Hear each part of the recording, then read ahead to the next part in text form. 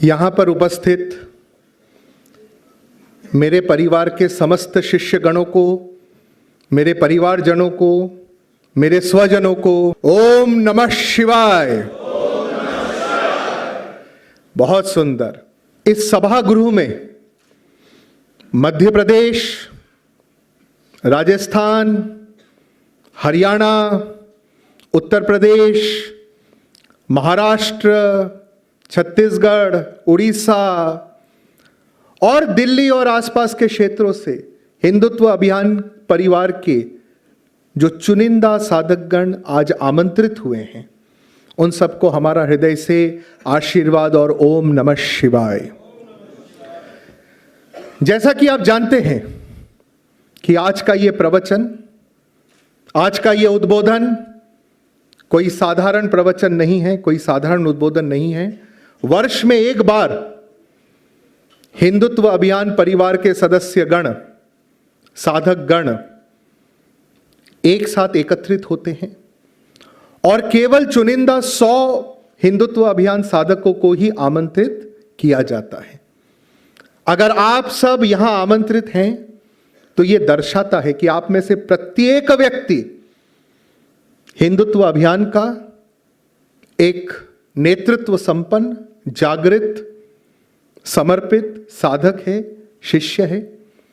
और क्योंकि आप 100 के 100 बहुत ही प्रमुख भूमिका में है, तो मैं हर एक का नाम नहीं ले पाऊंगा। प्रथम पंक्ति में विविध पृष्ठभूमि के मेरे सारे प्रमुख शिष्यगण बैठे हुए हैं। आप सब लोग अपने आप में एक इंस्टीट्यूशन है और आप सब लोग अपने अपने क्षेत्र में हिंदुत्व अभियान साधना का प्रचंड कार्य कर रहे हैं। इसलिए आप ऐसा मान ले कि मैंने व्यक्तिगत रूप से आप सबको आशीर्वाद दिया है, क्योंकि आप भी जानेंगे कि आप सब 100 श्रेष्ठ जागृत प्रबुद्ध लोगों का एक एक नाम लेंगे तो अगले 2-3 घंटे सिर्फ नाम लेने में ही चले जाएंगे। तो आप सब ये बस स्वीकार कर लें कि गुरुजी ने व्यक्तिगत रूप से सबको आशीर्वाद दिया है। और अब हम सीधे आज के संवाद में प्रवेश करते हैं। जैसा कि आप जानते हैं, हिंदुत्व अभियान महासाधना का हर कार्यक्रम नवचरण गायत्री साधना से प्रारंभ होता है। मैं निवेदन करूंगा सब नवचरण गायत्री साधना में गुरुजी से जुड़े।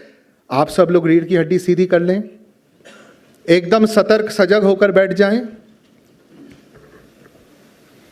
सबकी रीढ़ की हड्डी सीधी, नेत्र बंद।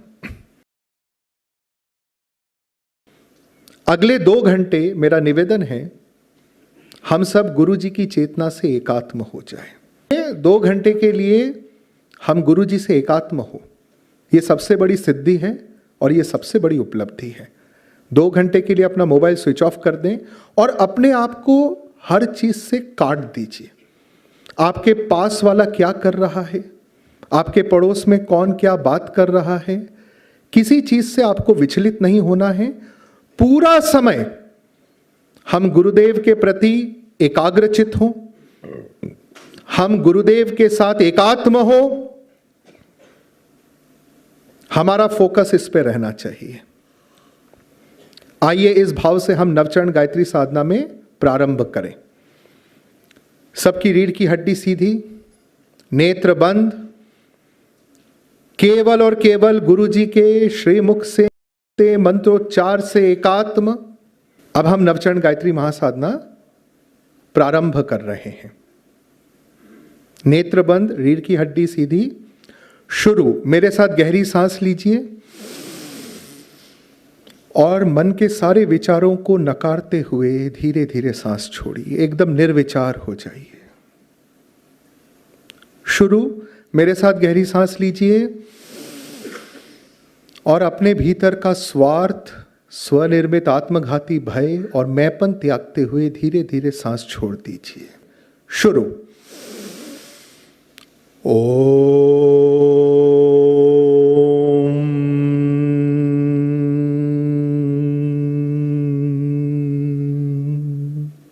शुरू।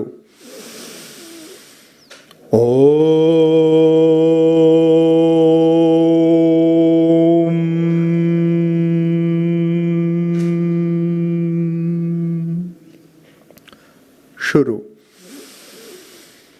ओम भूर्भुवः स्वः। शुरू। ओम तत्सवितुर्वरेण्यं। शुरू। भर्गो देवस्य धीमहि। शुरू। धियो यो नः प्रचोदयात्। शुरू। ओम।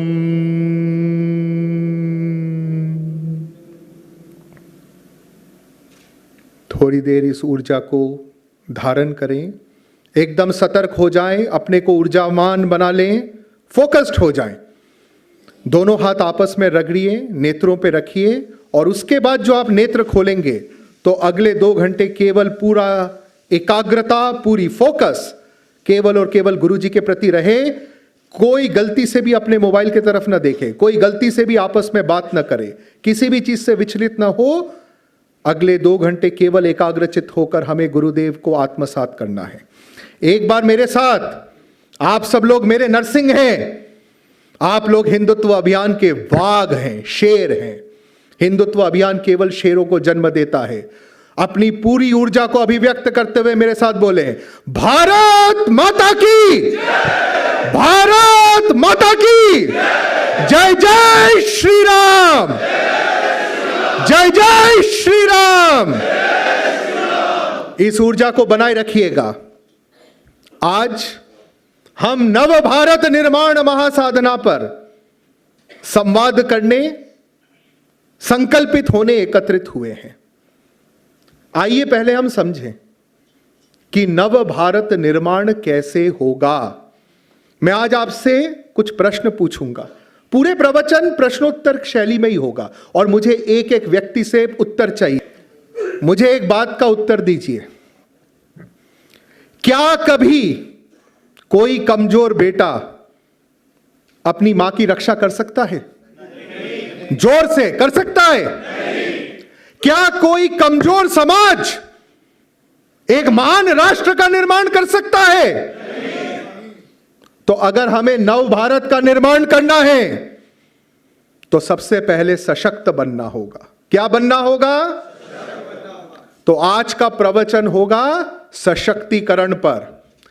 लेकिन अगर हम सब असंगठित हो, अगर हम बस खुद ताकतवर हो, कोई करोड़पति हो, कोई जज हो, कोई एनआईए का इंस्पेक्टर जनरल हो, कोई यूनियन मिनिस्टर हो, यहीं पर ही पता नहीं कितने टॉप कॉर्पोरेट सीईओज, जजेस, एनआईए, आईबी, रॉ के टॉप ऑफिशियल्स बैठे हुए हैं। जानबूझ के हम अलग से किसी का नाम नहीं ले रहे हैं, किसी को चिन्हित नहीं करेंगे। लेकिन आप कितने भी बड़े अधिकारी हो, कितने भी टॉप मिलेनियर, बिलियनियर, सीईओ हो, कितने भी बड़े आप जज हो, क्या कोई अकेला व्यक्ति देश का निर्माण कर सकता है? आप कितने भी ताकतवर हो, क्या आप समाज का परिवर्तन अकेले कर सकते हो? तो अगर सशक्तिकरण जरूरी है तो दूसरा तत्व जो सबसे जरूरी है वो है संगठन। क्या जरूरी है? तो क्या आप स्वीकार करते हैं कि आज का प्रवचन अगर सशक्तिकरण पे हो तो संगठन पे भी होना चाहिए? होना चाहिए कि नहीं होना चाहिए? एकदम जोर से उत्तर आना चाहिए, हां ना, होना चाहिए। तो आज का प्रवचन सशक्तिकरण पे होगा, आज का प्रवचन संगठन पे होगा, लेकिन आज का प्रवचन सबसे महत्वपूर्ण तत्व पे होगा। मान लीजिए आप बहुत सशक्त हो, मान लीजिए आप बहुत संगठित हो, लेकिन अगर आप डरपोक हो तो क्या आप राष्ट्र विरोधी शक्तियों का मुकाबला कर पाओगे? कर पाओगे? आपको मैं अपने जीवन की सबसे बड़ी अनुभूति बताता हूं। आप सबको पता है कि हिंदुत्व अभियान के 2.5 करोड़ से ज्यादा शिष्य हैं। आप सबको पता है कि हिंदुत्व अभियान ने वर्ष 2013 से 2019 के बीच में इस देश का नक्शा बदला है। आप सबको पता है कि मात्र 6 साल में भारत से शुरू करके south east Asia, Cambodia, United kingdom, Europe में हिंदुत्व का डंका बजा है हिंदुत्व अभियान के कारण। मैं आपको अपना एक अनुभव बताता हूं। यह करने वाले मेरे शिष्यों की सबसे बड़ी गुणवत्ता थी शौर्य। अगर शौर्य नहीं है तो आप कितने भी सशक्त हो लीजिए, कितने भी संगठित हो लीजिए, क्या आप राष्ट्र निर्माण कर सकते हैं? तो क्या आप सब स्वीकार करेंगे कि अगर हमें नव भारत का निर्माण करना है तो नव भारत का निर्माण 3 साधनाओं से होगा। शौर्य महासाधना, शक्ति महासाधना और संगठन महासाधना। क्या आप सब स्वीकार करते हो? क्या आप सब स्वीकार करते हो? तो आज हम 3 साधनाओं का संकल्प लेंगे। शौर्य महासाधना, शक्ति महासाधना, संगठन महासाधना। शौर्य महासाधना, शक्ति महासाधना, संगठन महासाधना। आज हम इस बात का संकल्प लेते हैं। आज हिंदुत्व अभियान के प्रमुख चुनिंदा 100 साधक जो यहां से निकल के पूरे देश का संचालन और नेतृत्व करने वाले हैं, वो इस बात का संकल्प, इस बात की दीक्षा लेते हैं कि भारत के 110 करोड़ हिंदुओं में हम शौर्य महासाधना, शक्ति महासाधना और संगठन महासाधना की सिद्धि करेंगे। आप सब ये संकल्प लेते हो? आप ये सब संकल्प लेते हो? तो आइए हम शौर्य महासाधना, शक्ति महासाधना और संगठन महासाधना को समझें, हिंदू होने के तत्व को समझें, हिंदू होने के गौरव से जुड़े हिंदुत्व के प्रति स्वयं को न्योछावर करें, संकल्पित करें, समर्पित करें, तब जाकर नव भारत का निर्माण होगा। एक बात हम सब समझ लें, जब भारत का विभाजन हुआ, मेरे से सब जुड़िएगा क्योंकि उत्तर मुझे सबसे चाहिए। जब भारत का विभाजन हुआ तब विदेशी शक्तियों ने, आदरणीय बजरंगलाल गुप्ता जी अपने उद्बोधन में और विस्तार से बताएंगे, 1947 में जब भारत का विभाजन हुआ, तथाकथित यूरोप के बड़े बड़े विचारकों ने कहा भारत 20-30 साल से ज्यादा नहीं चलेगा, इतनी भाषाएं और इनकी इतनी कमजोरियां हैं। जातिवाद है सबसे बड़ी कमजोरी है, भाषावाद है सबसे बड़ी कमजोरी है, प्रांतवाद, राजनीतिक गुटवाद, ये कैसे इकट्ठा रहेंगे, ये कैसे आगे बढ़ेंगे? लेकिन 70 सालों में हमने क्या पाया? जो हमसे अलग हुए वो विश्व में आतंकवादी स्थान के नाते बदनाम है, उनसे मानवता त्रस्त है, आर्थिक रूप से वो ध्वस्त है। और भारत आज विश्व की परचेजिंग पावर पैरिटी के तहत तीसरी सबसे बड़ी आर्थिक महाशक्ति बन गई है। 70 साल का भारत, जिसने 700 साल की बर्बर मुस्लिम इस्लामिक तानाशाही सही, जिसने 200 साल का अंग्रेजों का गुलामी सहा, 1800 में we were one of the largest economies in the world. 200 साल में अब तो यह प्रूव हो गया है कि यूनाइटेड किंगडम ने भारत से ट्रिलियंस ऑफ डॉलर्स बाहर निकालकर हमें सबसे गरीब देशों की कतार में ला दिया। लेकिन आज भारत अपनी जो मूल संस्कृति है उसके दम पे विश्व की तीसरी महाशक्ति बन गई है। और हिंदुत्व अभियान का संकल्प है कि अगले 50 साल में हर आयाम में भारत विश्व की सर्वोच्च शक्ति बनेगा। और ये जो सर्वोच्च शक्ति बनने का हमारा दृढ़ संकल्प है, वो बनाने वाले जो 100 विश्वकर्मा हैं, 100 चंद्रगुप्त हैं, 100 अर्जुन हैं, वो इस सभागृह में बैठे हुए हैं और मुझे आप पर अत्यंत गर्व है। वर्ष 2013 में जब मेरा दिल्ली में प्रवचन हुआ था, तब मुझे कई लोगों ने कहा था कि गुरुजी, भारत के सामने तो अंधेरा ही अंधेरा दिखता है, हम लोग संगठित नहीं है, इतना भ्रष्टाचार है।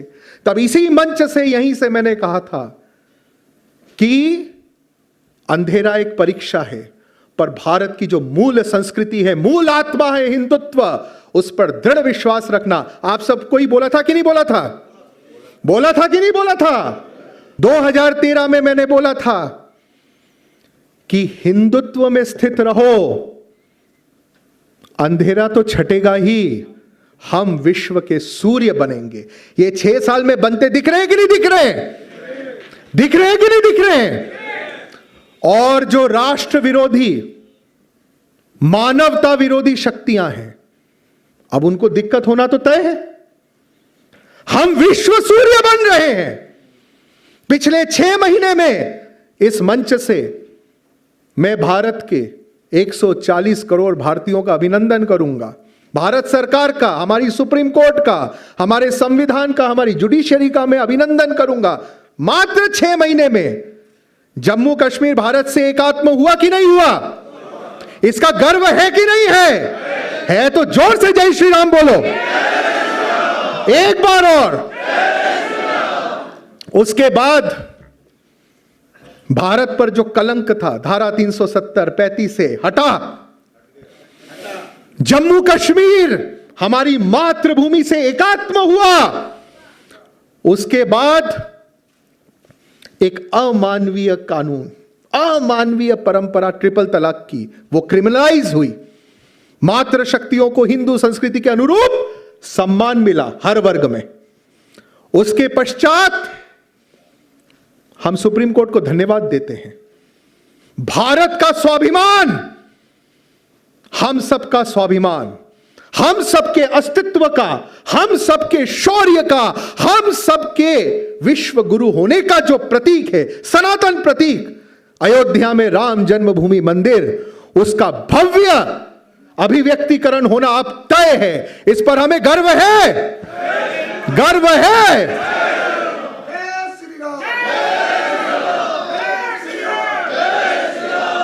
उसके बाद कल्पना करिए, मैं आपको एक छोटी सी बात समझाना चाहता हूं ताकि आपको बात समझ में आए और फिर अपन विषय पे आएंगे। पूरा विश्व जानता है कि इस्लामिक देशों में, मुस्लिम देशों में अल्पसंख्यकों की कितनी बुरी स्थिति होती है। जिसको समझ में नहीं आता है वो किसी भी इस्लामिक देश में जाकर रह के देख सकता है, उसको समझ में आ जाएगा। मुझे एक बात बताइए, भारत में आपने ऐसे कई लोगों से मिले होंगे, आपके ही परिचित लोग होंगे जो बातों बातों में बोलते होंगे कि मेरा बेटा इंजीनियरिंग करना है, मैं चाहता हूं कुछ समय के लिए पीएचडी करने अमेरिका जाए। सुना है? कभी सुना है कोई बोल रहा है पीएचडी करने मेरा बेटा पाकिस्तान जाए? सुना है? आपको अगर कोई 10 गुना तनख्वाह भी दे तो आप लॉ प्रैक्टिस करने अफगानिस्तान जाओगे क्या? 10 गुना भी अगर कोई आपको धन देने को तैयार हो। मुस्लिम देशों में गैर मुसलमानों पर, एक चीज याद रखिएगा, पाकिस्तान में केवल हिंदू प्रताड़ित नहीं है। और ये मैं उन शिष्यों को बोल रहा हूं जिन्होंने मेरे साथ कंधे से कंधा मिला के दिल्ली में रहने वाले पाकिस्तान हिंदू शरणार्थियों की खूब सेवा की है। मैं हृदय से अपने दिल्ली के शिष्यों को आशीर्वाद देता हूं। 2013 से नॉन स्टॉप आप लोगों ने गुरुजी की शक्ति बनते हुए दिल्ली में और भारत भर में जितने विस्थापित पाकिस्तान से आए हमारे हिंदू शरणार्थी भाई बहन हैं, आपने उनके कष्ट को अपना कष्ट बनाया, आपने अपना घर उनको दे दिया। इसका मुझे बहुत गर्व है आप लोगों पर। तो मुझे आपको बताने की जरूरत नहीं, आपने तो उनके मुंह से सुना है कैसे पशुओं जैसा जीवन है उनका, है कि नहीं है? दिल्ली के शिष्य बताएं, पाकिस्तान से जो हिंदू भाई बहन आपके साथ रह रहे हैं अभी, जिनकी आप सेवा करते हो, उनका जीवन पाकिस्तान में पशुओं जैसा था कि नहीं? अरे 14 साल की बेटियों को, 12 साल की बेटियों को स्कूल से अपहरण करके ले जाते थे। उनका धर्मांतरण करके, उनका बलात्कार करके, उनका जबरन धर्मांतरण कर देते थे। 60-70 साल के मुस्लिम बुड्ढे उनको अपनी चौथी पांचवी पत्नी बना लेते थे। ऐसे विषम परिस्थितियों से जैसे तैसे जान बचाकर जो हिंदू शरणार्थी बांग्लादेश से, पाकिस्तान से, अफगानिस्तान से, जो हमारे सिख भाई बहन, अफगानिस्तान में सिखों पर कितना अत्याचार हुआ आपको पता कि नहीं पता है? पता है कि नहीं पता है? अरे पाकिस्तान में जो ननकाना साहब गुरुद्वारा है जहां नानक जी का जन्म हुआ, उनके ग्रंथी की बेटी को अगवा करके धर्मांतरण किया गया था अभी कुछ दिन पहले। आप सोचो, ननकाना साहब गुरुद्वारा सुरक्षित नहीं है, वहां का हिंदू कहां जाए जी? अफगानिस्तान। वहां का सिख, बौद्ध, जैन कहां जाए? सऊदी अरब। उनके पास जाने की एक ही जगह है, भारत। वो भारत नहीं आएगा तो कहां जाएगा आप बताइए? कहीं और जा सकता है? भारत ये हिंदू भूमि है, ये मानवता की भूमि है। विश्व में जब जब मानवता में कोई भी प्रताड़ित हुआ, उसको भारत ने शरण दी। आपको पता है, यहूदी विश्व में हर जगह प्रताड़ित हुए। यूक्रेन में प्रताड़ित हुए, रशिया में प्रताड़ित हुए, जर्मन में तो हॉलोकॉस्ट हुआ। खुद यहूदियों ने लिखा है, पूरे विश्व में एक ही देश है जहां हमें संरक्षण मिला, प्रेम मिला, वो भारत है। अरे जिस भारत ने मानवता को जगह दी, क्या हम ये हिंदू भूमि प्रताड़ित हिंदुओं को जगह नहीं देगी क्या? नहीं देगी क्या? जोर से नहीं देगी क्या? उनको, मजेदार बात सुनिएगा, पाकिस्तान, अफगानिस्तान, बांग्लादेश से हमारे भाई बहन, हमारा रक्त प्रताड़ित होकर भारत आता है, एक सिटीजनशिप अमेंडमेंट एक्ट बनता है। वो क्या बोलता है जी? कि मुस्लिम देशों में जो गैर मुसलमान निरंतर प्रताड़ित होते हैं, पाकिस्तान, बांग्लादेश, अफगानिस्तान में जो हिंदू, बौद्ध, जैन, सिख, ईसाई भी प्रताड़ित होते हैं, अगर वो भारत आते हैं तो उनको नागरिकता मिलेगी। इसमें कोई बुराई है क्या? कोई बुराई है जी? अगर एक बहन पशुवत बलात्कार से बच के भारत आए, क्या उसको नागरिकता देने में कोई दिक्कत हो सकती है किसी मानवतावादी व्यक्ति को? तो ये हमारे भारत का एक वर्ग है, इसको क्या दिक्कत है जी? क्या दिक्कत है? हमें, जिन्होंने विश्व को आतंकवाद से परेशान करके रखा है, वो हमें मानवता का पाठ पढ़ाते हैं, अपनी सारी बात मानवता के नाम पे करते हैं। और जब प्रताड़ित हिंदुओं को मानवता देने की बात आई तो आज भारत में दंगे किए जा रहे हैं। आज पुलिस चौकियां जलाई जा रही है बंगाल में, आसाम में, और तो और दिल्ली में, दरियागंज में, सीलमपुर में, जाफराबाद में। आप इससे एक बात समझ लीजिए, जिसके आधार पे आज का प्रवचन है, कमजोर आदमी का कोई अधिकार और कोई सम्मान नहीं होता। यह बात समझ में आई आपको?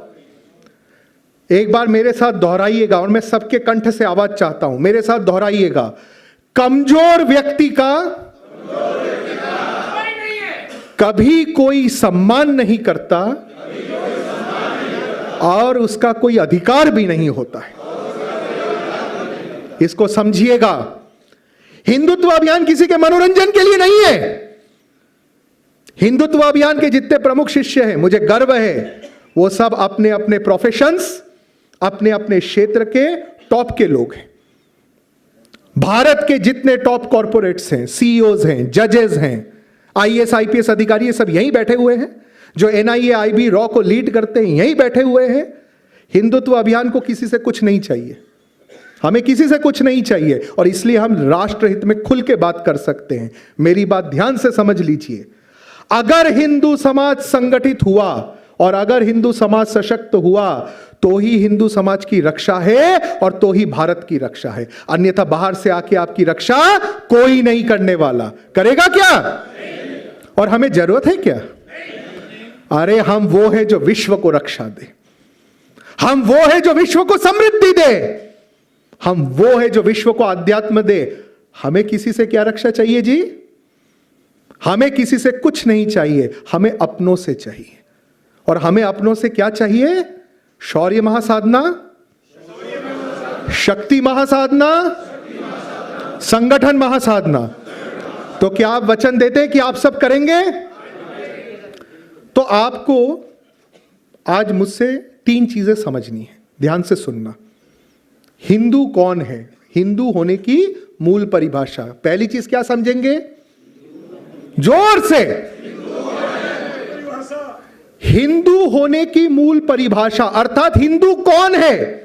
हम सब हिंदू हैं, हमें गर्व है हम हिंदू हैं, पर हिंदू होने का अर्थ क्या है ये जानना सबसे जरूरी है। क्योंकि मैं आपको बता रहा हूं, कईयों को पता नहीं है, और निश्चित रूप से असली परिभाषा सबको एक साथ तो बिल्कुल नहीं पता है।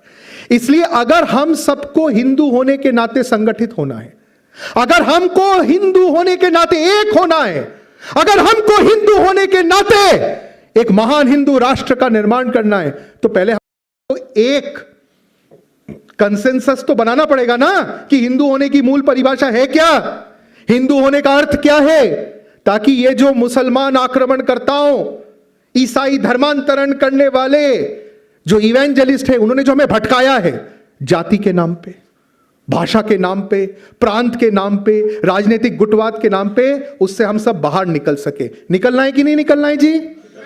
जोर से निकलना है कि नहीं निकलना है? क्योंकि एक मजेदार बात सुनिएगा आप लोग सब, और अगर समर्थन हो तो जय श्री राम बोलिएगा। मैं एक बहुत बड़ी बात बोल रहा हूं। ये जो अर्बन नक्सल जिहादी कार्टेल है, ये याद रखना, भारत का एक ही दुश्मन है। कौन? अर्बन नक्सल जिहादी कार्टेल। ये नाम रट लो, कौन है? एक बार जोर से मेरे साथ धीरे धीरे बोलना। अर्बन नक्सल जिहादी कार्टेल। इसका मतलब समझ लो क्या है। एक बहुत बड़ा जिहादी आतंकवादी विचारधारा का एक वर्ग है जो आईएसआई से अपना फंड पाता है। पाकिस्तान जिसका तीर्थ स्थल है वो, और हमारे भारत में जेएनयू, जामिया मिलिया इस्लामिया में, अलीगढ़ मुस्लिम यूनिवर्सिटी में आपको एक वर्ग दिख रहा होगा अर्बन नक्सल का, जो भारतीय होते हुए भी, हिंदू होते हुए भी नारा लगाते, भारत तेरे, क्या नारा लगाते हैं? भारत तेरे टुकड़े होंगे। तो ये लोग कहां जाएंगे? पाकिस्तान? तो आज ही चले जाएं। ये जो जेएनयू में, जामिया मिलिया इस्लामिया में, अलीगढ़ मुस्लिम यूनिवर्सिटी में जो हिंदू नारा लगा रहे भारत तेरे टुकड़े होंगे, उसके बाद भाई साहब तुम कहां जाओगे? और अगर जाने जैसी कोई जगह है तो अभी चले जाओ। पाकिस्तान, अफगानिस्तान जाने से किसी ने रोका है आपको? बांग्लादेश जाने से किसी ने आपको रोका है? ये एक ऐसा वर्ग है जो आत्मघाती वर्ग है, जो असली बात छुपाता है। बात कैसे करेगा? हम आदिवासियों के अधिकार के लिए लड़ रहे हैं।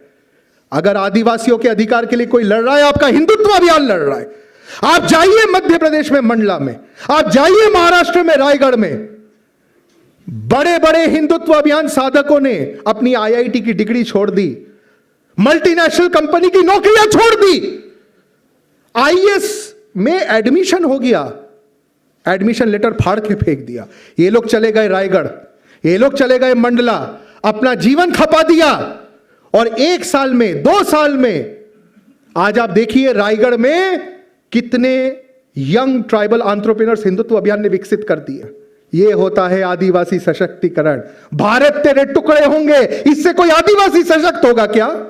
और भारत के टुकड़े हो गए तो फिर इन आदिवासियों का क्या होगा? जो गुर्जर समाज के आदिवासी पाकिस्तान में रह गए थे, उनकी हालत जाके देखो जरा। जो नमो शूद्र समाज के, दलित समाज के हमारे हिंदू भाई बहन बांग्लादेश में रह गए थे, उनकी हालत जाके देखो जरा। और अफगानिस्तान में तो हम नामो निशानी नहीं मिटाए। ऐसी मूर्खता जैसी बातें, अपने आप को नष्ट कर देने वाली बातें, हम जो टैक्स में पैसा देते हैं उससे फ्री में पलने बढ़ने वाले ये जेएनयू, अलीगढ़ मुस्लिम यूनिवर्सिटी, जामिया मिलिया के लड़के हमारे टैक्स के पैसों से फ्री में पढ़ने वाले बच्चे भारत तेरे टुकड़े होंगे। पहली बात तो मैं बता दूं, ये जो मेरे नरसिंह जैसे शिष्य है ना, अरे इनकी क्या 10 पाकिस्तान मिल जाए हमारे गांव का टुकड़ा नहीं कर सकते। ये क्या बात करते हैं? ये हमारी सब्सिडी पे पलने वाले लोग हमें बोलते भारत तेरे टुकड़े होंगे। मैं चैलेंज करता हूं, आओ महाराष्ट्र, एक गांव का टुकड़ा करके दिखाओ तो सही। एक वो यूनिवर्सिटी में जहां हमारे पैसों से सुरक्षित हो, हाँ, मुंह छुपा के पट्टा बांध के भारत तेरे टुकड़े होंगे। जमीन पे उतरो तो सीधा हो जाएगा तेरे में कितनी औकात है और हम में क्या है। टुकड़े तुम कर सकते हो कि नहीं कर सकते हो। तो ये हो गए अर्बन नक्सल। अर्बन नक्सल कौन है समझ में आ गया। लेकिन इसमें एक कमी अपनी भी है। वो कमी क्या है, ध्यान से सुनना। अपने हिंदू, और इसको दिल से सुनना, सब सुनने को तैयार हैं? मैं अब अपनी एक कमजोरी बताऊं। मुझे लेकिन एक बात का दुख है, रायगढ़ 1 साल पहले तक भी वहां कुपोषण से इतनी मृत्यु होती थी। वहां खुल के धर्मांतरण हो रहा था, आतंकवाद पैर पसार रहा था। क्यों पसार रहा था पता है? क्योंकि मुंबई का जो प्रबुद्ध हिंदू समाज है वो सोया हुआ था। वो ड्राइंग रूम में बैठ के डिस्कशन तो करता था, देश में ये समस्या है, मोदी जी को ये करना चाहिए, हम कुछ नहीं करेंगे, हम वोट भी नहीं डालेंगे, कोई और आके करता रहे। इस मानसिकता से हमें निकलना है। निकलोगे कि नहीं निकलोगे? एक चीज याद रखना, अगली बार अगर कोई आपको बोले ना कि पुलिस को यह करना है, प्रधानमंत्री को यह करना है, आर्मी को यह करना है, तो आपका उत्तर होना चाहिए कि वो अपना काम परफेक्ट कर रहे हैं, आप जो करना है हमें करना है। बोलोगे? बात अंदर तक गई? एक चीज ध्यान रखिएगा, हर काम सरकार नहीं कर सकती। सरकार एक बहुत छोटा अंश होता है। एक पुलिस थाने में कितने पुलिसकर्मी होते, कभी आपने सोचा है? 20, 25, 30। क्या वो लॉ एंड ऑर्डर अपने आप मेंटेन कर सकते हैं? कभी नहीं कर सकते। आर्मी में आप कितने सोल्जर्स रख लोगे? 1 करोड़, 2 करोड़, और ये देश है 140 करोड़ का। मैं एक बहुत कटु बात बोल रहा हूं, समझ लेना तो देश बन जाएगा। केवल सरकार, केवल पुलिस, केवल आर्मी कुछ नहीं कर सकता, वास्तव में कुछ नहीं कर सकता है जब तक इस भारत हिंदू राष्ट्र के 125 करोड़ हिंदू संगठित होकर नहीं खड़े होंगे और हर समस्या का सहकारिता के माध्यम से मिलजुल कर हल नहीं निकालेंगे, तब तक नव भारत निर्माण नहीं हो सकता। यह समझ लो। तो मुझे एक बात बताओ, और एक वचन भी चाहिए आपसे, जो हमारे हिंदुत्व अभियान के संस्कार है। क्या आज के बाद आप मुझे यह विश्वास दिलाओगे कि इस देश की जितनी समस्याएं हैं उसका हल हमें करना है? यह विश्वास दिलाओगे? यह देश की हर समस्या का हल कौन करेगा? कौन करेगा? हम करेंगे। और अगर उसको हमें करना है तो हमने जो कुछ गलतियां की है वो भी समझना जरूरी है। आपको पता है, ये अर्बन नक्सल जब बस्तर सुकमा के आदिवासियों में जाते हैं, कुछ समय के लिए उनको क्यों भटका पाते हैं, क्यों वो बंदूक उठाते हैं? समझना, क्योंकि कभी आप उनके पास नहीं गए। बात समझ में आई? क्या समझ में आया? एक बार सब बताइए। बिल्कुल सही। आज भारत में नक्सलिज्म नहीं होता। बस्तर सुकमा में कितने सीआरपीएफ के जवानों की जान गई? नहीं जाती। अगर आप बस्तर गए होते, अगर आप सुकमा गए होते, अगर आपने अपनी समृद्धि, अपनी ताकत, अपना सशक्तिकरण, ये बस्तर सुकमा मेरे परिवार का हिस्सा है, ये मंडला डिंडोरी मेरी परिवार का हिस्सा है, ये रायगढ़ पालघर मेरे परिवार का हिस्सा है, ये तमिलनाडु के गांव मेरा परिवार है। इस अपनत्व के साथ, इस एकात्मता के साथ अपने भीतर के राम को जगाकर अगर आप इनमें गए होते और आपके पास जो भी समृद्धि है, जो भी शक्ति है, इनके साथ बांटा होता, तो क्या ये हथियार उठाते? अगर अर्बन नक्सल की जगह भारत तेरे टुकड़े होंगे इस घृणित विचारधारा की जगह अगर आप श्री राम तत्व महासाधना लेकर, अगर आप हिंदुत्व अभियान महासाधना लेकर बस्तर गए होते, सुकमा गए होते, आदिवासियों में गए होते, दलितों में गए होते, पिछड़ों में गए होते, क्या ये हमसे दूर जाते? क्या ये हमसे दूर जाते? इसीलिए जब हम टीवी पे सुनते हैं कि आज नक्सल दलम ने छत्तीसगढ़ में 20 सीआरपीएफ जवानों की हत्या की या गढ़चिरौली में पुलिस मारे गए, हमारा पहला विचार होता है इसके लिए जिम्मेदार मैं हूं। कौन है? इसके लिए जिम्मेदार मैं हूं, क्योंकि अगर मैं गढ़चिरौली में होता जैसा मैं रायगढ़ में हूं, तो गढ़चिरौली में ये पुलिस कर्मियों की जान नहीं गई होती, बस्तर सुकमा में ये सीआरपीएफ जवानों की जान नहीं गई होती। इसलिए हम इस संकल्प को आज धारण करें कि ये देश मेरा है, ये धर्म मेरा है, और इसको सशक्त करने की जिम्मेदारी भी, इसको सशक्त करने की जिम्मेदारी भी। और इसीलिए आइए, अगर हमें शौर्य महासाधना, शक्ति महासाधना और संगठन महासाधना को समझना है, तो हम पहले हिंदू होने की मूल परिभाषा को समझे। मेरे साथ आप सब दोहराइएगा, मेरे साथ आप सबको दोहराना है। सच्चा हिंदू व्यक्ति वह है, सच्चा हिंदू व्यक्ति वह है जो श्री राम तत्व महासाधना को, श्री कृष्ण तत्व महासाधना को एवं श्री बुद्धत्व महासाधना को अपने आचरण में उतारता है। तो क्या है श्री राम तत्व महासाधना? क्या है श्री कृष्ण तत्व महासाधना? क्या है श्री बुद्धत्व महासाधना? आइए हम समझें, ताकि हम शौर्य महासाधना, शक्ति महासाधना और संगठन महासाधना सिद्ध कर सके। मेरे साथ पहले इसकी परिभाषा सब दोहराइएगा, हम बहुत सरल शब्दों में आपको समझाएंगे।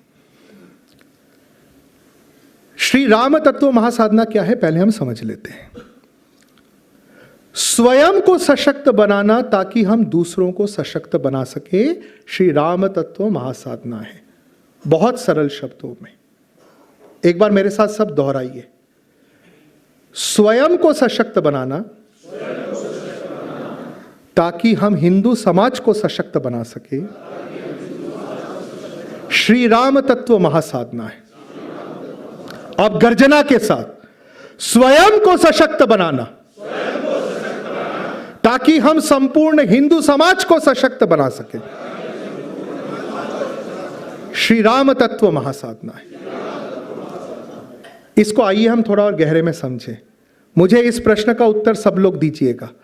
प्रभु श्री राम का जन्म कहां हुआ? जोर से, कहां हुआ?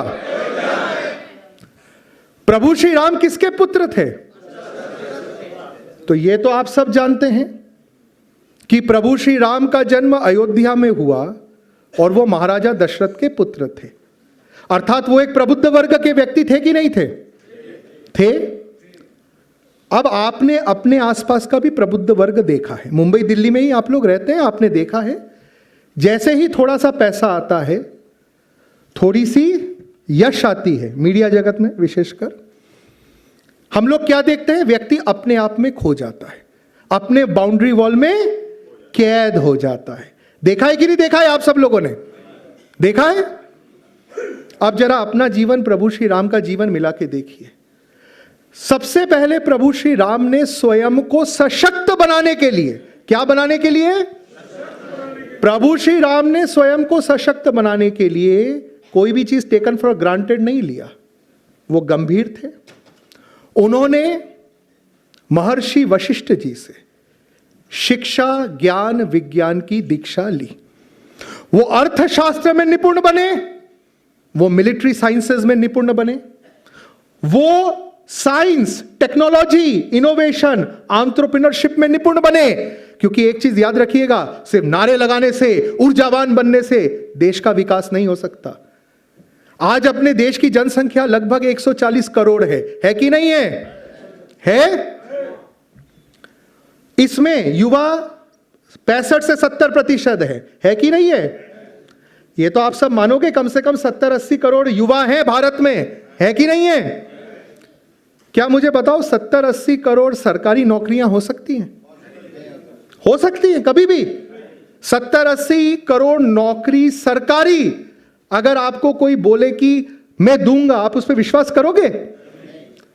नौकरियां बहुत हुई तो 7 से 8 करोड़, बिल्कुल सही आंकड़ा आपने बताया, से ज्यादा कभी पहुंच ही नहीं सकता। आप कुछ भी कर लीजिए। तो बाकी जो 60 करोड़ युवा हैं, उनको नौकरी कहां से मिलेगी? क्योंकि अगर उनको मीनिंगफुल रोजगार नहीं मिला तो अराजकता फैलना तय है कि नहीं है? फिर मन भटकता है कि नहीं भटकता है? भटकता है। और बाकी सब छोड़िए, युवा अच्छा है, अनुशासित है, पर उसके पास संसाधन नहीं है, तो क्या वो देश का निर्माण कर पाएगा? देश का विकास कर पाएगा? तो हमारे जो हिंदू युवा हैं, उनको श्री राम तत्व महासाधना के तहत एंटरप्रेन्योरशिप, स्वरोजगार, इनोवेशन, टेक्नोलॉजी, इस क्षेत्र में आगे बढ़ने की नितांत आवश्यकता है कि नहीं है? आप सब सहमत हैं? इसकी आवश्यकता है। तो मैं आह्वान करूंगा मेरे हिंदू युवाओं का कि साधना का अर्थ केवल मेडिटेशन नहीं है, केवल जोश में आके कुछ समय के लिए नारा लगाना नहीं है। योजनाबद्ध आजीवन एक लक्ष्य को लेकर लगे रहना, यह है साधना। एक बार मेरे साथ सब दोहराइए, योजनाबद्ध तरीके से। मुझे इससे 10 गुना आवाज चाहिए हर एक के श्रीमुख से। योजनाबद्ध तरीके से लक्ष्य बनाकर आजीवन लगे रहना, यह साधना है। अर्थात जो मेरे हिंदू समाज के 70 करोड़ युवा हैं, उनको मैं आग्रह करूंगा कि जब शिक्षा का समय हो, आप उच्च से उच्च साइंस एंड टेक्नोलॉजी के क्षेत्र में शिक्षा प्राप्त करिए। और ये मैं आपसे इसलिए बोल रहा हूं क्योंकि गुरुजी ने भी यही किया है। आप सब मेरे शिष्यों को पता है कि आपके गुरुजी ने आईआईटी से बीटेक किया है, पता है कि नहीं पता है? उसके बाद रिस्क मैनेजमेंट में अंतर्राष्ट्रीय डिग्री ली, और आज अपने हिंदुत्व अभियान के कारण, अपने हिंदुत्व अभियान के प्रयासों के कारण हजारों लाखों युवा, और मुझे गर्व है उसमें से एक बड़ी संख्या है आदिवासी युवाओं की, ग्रामीण युवाओं की, दलित युवाओं की, पिछड़े वर्ग के युवाओं की, वो मजदूरी करते करते एंटरप्रेन्योर बन गए हैं। भूखमरी का शिकार रहते रहते एम्पावर्ड बन गए हैं। ये अपनी दलित युवाओं की, पिछड़े वर्ग के युवाओं की, वो मजदूरी करते करते एंटरप्रेन्योर बन गए हैं। भूखमरी का शिकार रहते रहते एम्पावर्ड बन गए हैं। ये अपने हिंदुत्व अभियान की श्री राम तत्व महासाधना है। बात समझ में आए तो जोर से जय श्री राम बोलिए। तो भगवान श्री राम ने, ये मेरे साथ दोहराइएगा, भगवान श्री राम ने नव भारत निर्माण के लिए महर्षि वशिष्ठ जी से ज्ञान, विज्ञान और अर्थशास्त्र की शिक्षा प्राप्त की। क्या वही रुक गए क्या? जैसे आजकल के अरबपतियों के बच्चों को देखा है, यूएस से एमटेक किया, पीएचडी किया, पापा पापा कंपनी में अब अच्छी नौकरी दे दो, बस वही जिंदगी खत्म। प्रभु श्री राम ने यही किया क्या कि पापा पापा 2 साल बहुत पढ़ाई कर ली, सर दुख गया, अब राजा बना दो? ये किया? आज मेरे साथ आप प्रभु श्री राम को समझिए। तब हमारे श्रद्धेय आदरणीय बजरंगलाल गुप्त जी जैसे जो मनीषी विभूषी ऋषि हैं, इन्होंने अपनी पूरी जिंदगी खपाई है अयोध्या में राम मंदिर बन सके। क्यों खपाई है? उसका महत्व क्या है, आइए थोड़ा समझते हैं। जो अपना राम जन्मभूमि मंदिर बनने जा रहा है ना, वो एक साधारण मंदिर नहीं है, वो एक महान साधना की अभिव्यक्ति है। जिस साधना ने भारत को भारत बनाया, जिस साधना के सामने टुकड़े टुकड़े ज्ञान के हर बार टुकड़े टुकड़े हो गए, उस साधना की अभिव्यक्ति है राम जन्मभूमि मंदिर। तो वो साधना तो समझना पड़ेगा कि नहीं पड़ेगा? समझेंगे आप आज? प्रभु श्री राम ने, और अपने से मिला के देखिए, ये मत सोचिए कि प्रभु श्री राम आसमान में वहां बैठते हैं, मेरे को क्या, मैं भगवान थोड़ी हूं, मैं राम थोड़ी हूं, मैं राम थोड़ी बन सकता हूं, मैं तो स्वार्थी रहूंगा, अपने आप में खोया रहूंगा, और जब आतंकवादी मुझ पे हमला करेंगे राम जी प्रकट होकर मुझे बचा लेंगे। वो राम जी का काम ही है, नौकरी देके रखी है मैंने राम जी को कि मैं कुछ नहीं करूंगा स्वयं के लिए, समाज के लिए, देश के लिए, लेकिन जब मुझ पर आपत्ति आए तो राम जी तुम प्रकट होना, युद्ध लड़ना, मुझे बचाना, क्योंकि तुमको मैंने नौकरी देके रखी है। यह प्रभु श्री राम का तत्व नहीं है, यह हमारी निकृष्टता है। प्रभु श्री राम का तत्व क्या है समझना।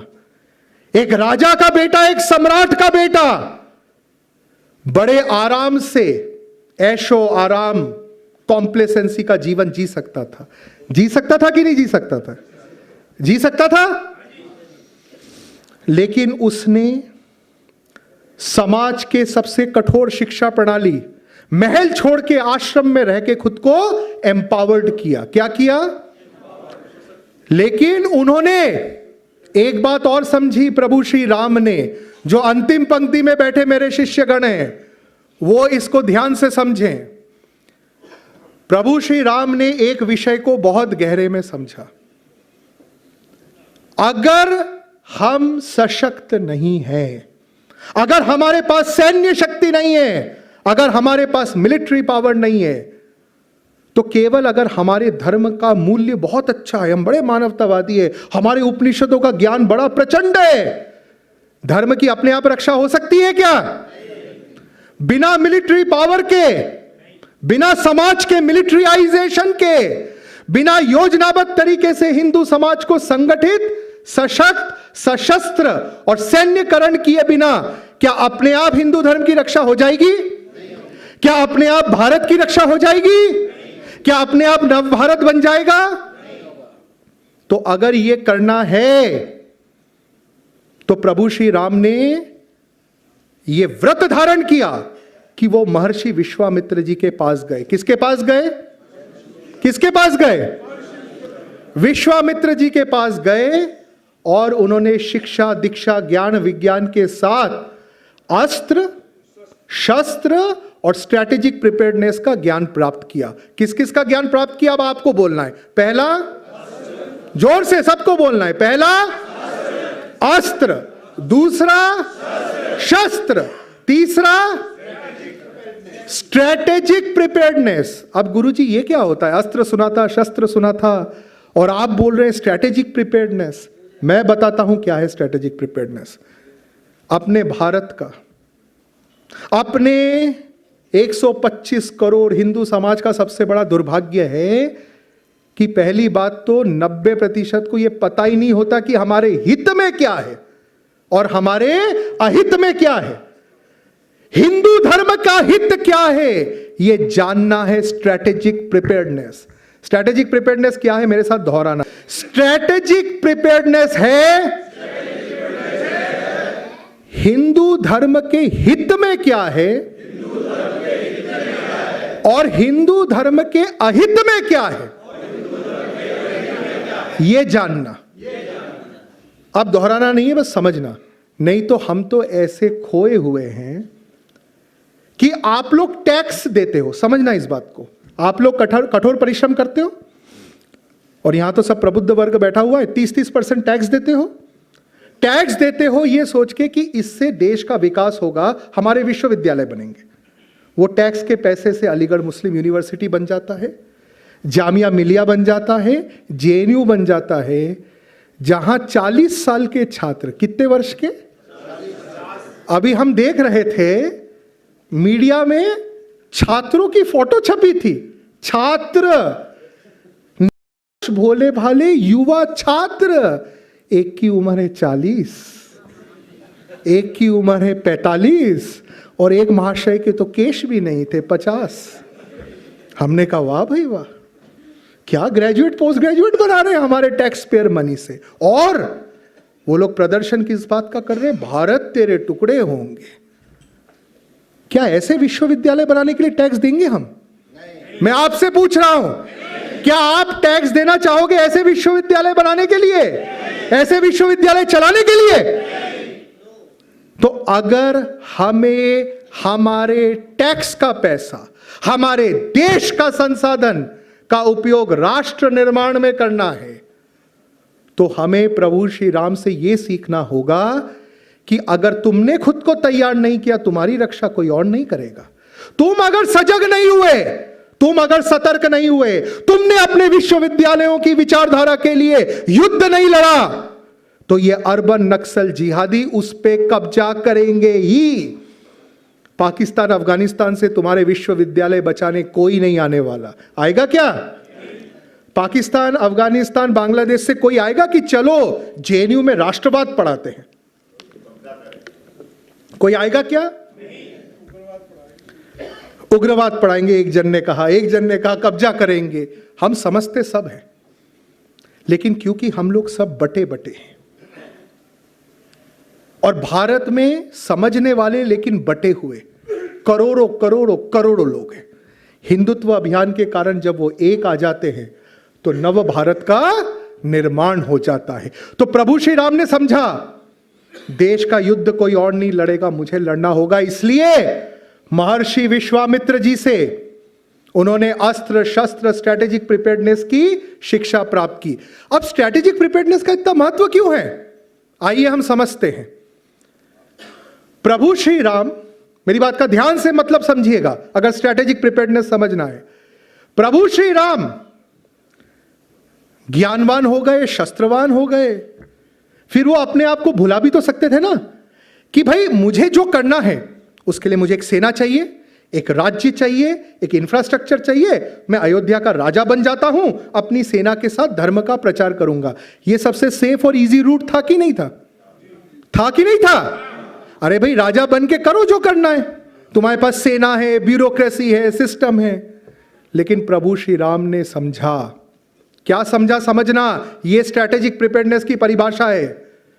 प्रभु श्री राम ने समझा कि मुझे एक साधारण व्यक्ति की तरह पहले पूरे भारत की पदयात्रा करनी है। मुझे किताबी ज्ञान से सब समझ में आने वाला नहीं है।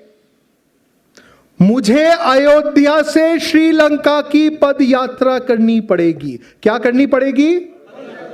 एक चीज याद रखिएगा, रायगढ़ का सशक्तिकरण कैसा होगा ये आप इस सेमिनार रूम में बैठ के कभी नहीं समझ सकते। जब तक आप रायगढ़ न जाओ, कातकरी समाज के बीच में न रहो, बिना बिजली, बिना पानी, बिना भोजन जीना क्या होता है, कम से कम 10 दिन जी के न देखो, आपको कभी पुस्तक पढ़ के समझ में नहीं आएगा कि देश का सशक्तिकरण कैसे करना है। प्रभु श्री राम ने स्वेच्छा से 14 वर्ष का वनवास धारण किया और वो ऐसा कर सके इसकी प्रेरणा उनके गुरु मां कैकेयी ने दिया। आज मैं इस मंच से एक बात बताना चाहता हूं, विशेषकर अपनी माताओं को। एक सच्ची मां कैसी होती है? बड़े दुर्भाग्य की बात है कि हमारे पोंगा पंडितों ने अपने स्वार्थ के लिए मां कैकेयी जैसे साध्वी को भी बदनाम किया। समझिएगा, आप सबने सुना होगा, मां कैकेयी को अपन कैसे देखते हैं? नेगेटिव देखते हैं कि नहीं देखते? अब मैं एक चीज आज पहली बार आपके सामने रखूंगा। जो मां राष्ट्र की रक्षा के लिए अपने बेटे को प्रेरित करे, राजपाट त्याग के गरीब शोषित वंचितों की सेवा में लगो, वो नेगेटिव हो सकती है? नहीं हो सकती। वो नेगेटिव हो सकती है? नहीं हो सकती। लेकिन क्योंकि हमारी बाकी जो स्वार्थी लोग थे उनको डर लगा कि भाई अगर मां कैकेयी को आदर्श मान लिया तो लोग हमें बोलेंगे कि भाई अपने बच्चे को भी राम बनाओ, अपने बच्चों को भी शोषित पीड़ित वर्गों की सेवा में लगाओ। उससे अच्छा मां कैकेयी को ही नेगेटिव बना दो। बात समझ में आई आपको? समझ में आई तो जोर से जय श्री राम बोलिए। मां कैकेयी ने प्रभु श्री राम को बचपन से ऐसा गढ़ा कि अपने युवा अवस्था के चरम पे पहुंच गए, जब वो ज्ञानवान थे, शस्त्रवान थे, नवविवाहित थे, उन्होंने पूरे भारत की पद यात्रा करने को चुना। वो उत्तर भारत से दक्षिण भारत की यात्रा किए। और मैं इसी से आप सबको एक चीज सिखाना चाहता हूं, कभी दिल्ली में कैद होके मत रहिएगा, या अगर आप महाराष्ट्र से हैं तो कभी औरंगाबाद या सोलापुर को ही विश्व मान के मत बैठ जाइएगा, या अपने गांव को यही सर्वस्व है, कैद मत होइएगा। निरंतर उत्तर भारत से दक्षिण भारत, जम्मू कश्मीर, और मैं तो कहता हूं अफगानिस्तान पाकिस्तान भी हमारा है। हम इतने नपुंसक कब से हो गए कि मुट्ठी भर गुंडों ने हमारे हिंदू राष्ट्र का एक टुकड़ा छीन लिया तो अपन मान के बैठ गए ये तो गया। अरे काय को गया? अगर छीना जा सकता है तो वापस भी छीना जा सकता है। छीनना कोई वन वे प्रोसेस नहीं होता है। अगर एक छीन सकता है तो दूसरा भी छीन सकता है। तो मैं तो यहां तक कहूंगा, जम्मू कश्मीर और विशेषकर कश्मीर घाटी, अब तो कश्मीर पूरी तरीके से हमारा है। अब अगर तुम वहां जाने से डरे तो तुम राष्ट्रद्रोह कर रहे हो। कश्मीर घाटी जम्मू से लेकर कन्याकुमारी श्रीलंका के अंतिम छोर तक, और कच्छ गुजरात से लेकर अरुणाचल, नागालैंड, मिजोरम, थाईलैंड, म्यांमार और साउथ ईस्ट एशिया के छोर तक आप लोग हिंदुत्व अभियान की तरह, हिंदुत्व अभियान साधकों की तरह पदयात्रा करें, यात्रा करें। यह कण कण आपका है, यह कण कण देवभूमि है, हिंदू भूमि है। प्रभु श्री राम की तरह उसको हिंदू भूमि, देवभूमि बनाए रखने के लिए हमें निरंतर संघर्षरत, युद्धरत और पदयात्रा रत रहना पड़ेगा। उसके बाद बात को समझिएगा, प्रभु श्री राम ने अपनी पदयात्रा के दौरान देखा कि उस समय का जो वानर वर्ग है, कौन सा वर्ग? जोर से। उस समय का जो वानर वर्ग है वो उस समय का सबसे कमजोर, सबसे शोषित, आज का आदिवासी, आज का कातकरी, आज का दलित था। अरे भाई, असुरों का उस समय भोजन क्या था? आपने भी भगवत गीता में, आपने रामायण में और आपने कई श्रुतियों में पढ़ा होगा। भगवत गीता में द्वापर युग का वर्णन है, रामायण में, श्रुतियों में त्रेता युग, सतयुग का वर्णन है। हर युग में आसुरिक शक्तियों का भोजन क्या होता है? कमजोर लोग, वंचित लोग। आज भी तो अर्बन नक्सलों का भोजन कौन है? बस्तर सुकमा के आदिवासी, रायगढ़ के आदिवासी। तो हम पढ़ते हैं रामायण में कि जो असुर थे वो वानरों को खा जाते थे। क्या करते थे? जोर से। असुर किसको खाते थे? प्रभु श्री राम ने उन्हीं वानरों को अपनी साधना बनाया। इसका महत्व समझना। अच्छा, मुझे एक बात बताइए, अगर प्रभु श्री राम आज होते तो उनको तो लोग बोलते कि प्रभु श्री राम आप तो क्षत्रिय हो, राजपूत हो, सारे जितने साम्राज्य हैं उनकी राजाओं का गठबंधन बना लो, राजपूत महासभा, राजपूत सेना बना लो और कर लेते हैं। प्रभु श्री राम चाहते राजाओं में घूम सकते थे। उन्होंने चुना कि जो सबसे अशिक्षित, निरक्षर, कमजोर व्यक्ति है उनके बीच में 14 साल रहूंगा। और उन्होंने उन वानरों को वैसा ताकतवर बनाया कि आज भी हम जब बल की बात करें, हम जब बुद्धि की बात करें, हम जब युद्ध की बात करें, गांव-गांव में आज भी बजरंग बली को याद करते हैं, किसी राजा, किसी दशरथ को याद नहीं करते हैं।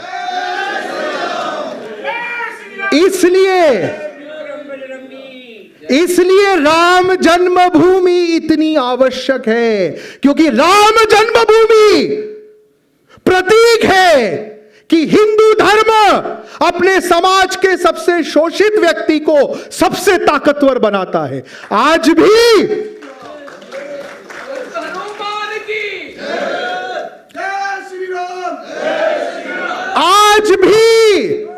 दिल्ली से लेकर तमिलनाडु तक जब किसी को डर लगता है, मां बेटे को बोलती है बेटा जय बजरंगी बोल, भूत भाग जाएगा। बोलते कि नहीं बोलते? आज भी पढ़े लिखे हो या निरक्षर हो, सब बोलते हैं ज्ञान गुण सागर, बल्कि तुम सर्वोच्च शिखर हो।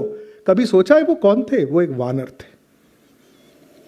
जिस दिन हमारे हिंदु समाज का जो आर्थिक और सामाजिक रूप से सबसे पिछड़ा व्यक्ति है, सबसे शोषित वंचित व्यक्ति है, उसको इस युग का सबसे ताकतवर आदमी बना देंगे, नव भारत का निर्माण हो जाएगा। अर्थात नव भारत का निर्माण श्री राम तत्व महासाधना के माध्यम से ही हो सकता है। और मुझे एक बात बताइए, रावण के बारे में तो आपने पढ़ा होगा, असुरों के राजा थे, अत्यंत ज्ञानी समृद्ध थे, ताकतवर थे। रावण से इंद्र भी हारा, अर्थात उस समय का जो प्रबुद्ध वर्ग हारा, लेकिन जो शोषित वंचित पीड़ित वर्ग संगठित हुआ, वो जब ताकतवर बना, तो जो हमारे हिंदू समाज का सबसे शोषित वंचित वर्ग था, जब वो ताकतवर हुआ, जो वो सशक्त हुआ, तो जिसको हराना किसी के बस का नहीं था, उसको भी हम हरा पाए। अगर बात समझ में आए तो जोर से जय श्री राम बोलिए। अब श्री राम तत्व महासाधना से जुड़ के हम श्री कृष्ण तत्व महासाधना से जुड़े। मेरे साथ दोहराइए और सबसे आवाज चाहिए जोर से। श्री कृष्ण तत्व महासाधना की परिभाषा है कि कभी भी आसुरिक शक्तियों से मत डरो, कभी भी आसुरिक शक्तियों का तुष्टीकरण मत करो, और सबसे महत्वपूर्ण, इन आसुरिक शक्तियों का नाश हमें करना है, इसकी तैयारी रखो।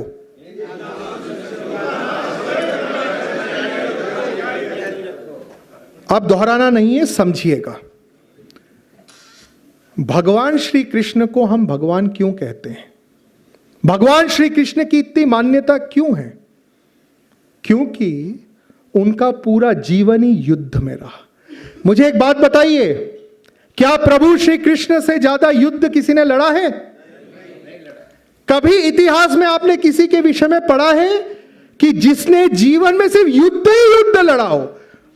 कम से कम जब एक बच्चा जन्म लेता है और जब वो अपने मां के दूध पर निर्भर होता है, कम से कम तब तो उसको युद्ध लड़ना नहीं पड़ता है। सुना है कभी कि जन्म लेते से किसी को युद्ध लड़ना पड़ा हो? लेकिन प्रभु श्री कृष्ण ने ऐसा जीवन जीना स्वीकार किया। प्रभु श्री कृष्ण ने जन्म स्थान ही क्या चुना? क्या चुना? प्रभु श्री कृष्ण इस विश्व ब्रह्मांड के नायक पुरुष, बड़े से बड़े 5 स्टार होटल में, उस जमाने के बड़े से बड़े महल में जन्म ले सकते थे, कोई रोकने वाला था उनको? उन्होंने चुना कारागृह। और जब हम कारागृह बोलते हैं तो हम क्या बोल रहे हैं, जरा ये समझिएगा। कारागृह प्रतीक है संघर्ष का। अगर मां देवकी, अगर भगवान श्री कृष्ण ने जिनको माता पिता माना, चुना, अगर वो चाहते तो वो कंस के साथ कंप्रोमाइज कर सकते थे। क्या दिक्कत थी? वो भी राज परिवार के ही सदस्य थे। लेकिन सत्य के लिए, न्याय के लिए, आसुरिकता के विरुद्ध उन्होंने कारागृह चुना, उन्होंने संघर्ष चुना, और तभी उनको क्या मिले? भगवान श्री कृष्ण मिले।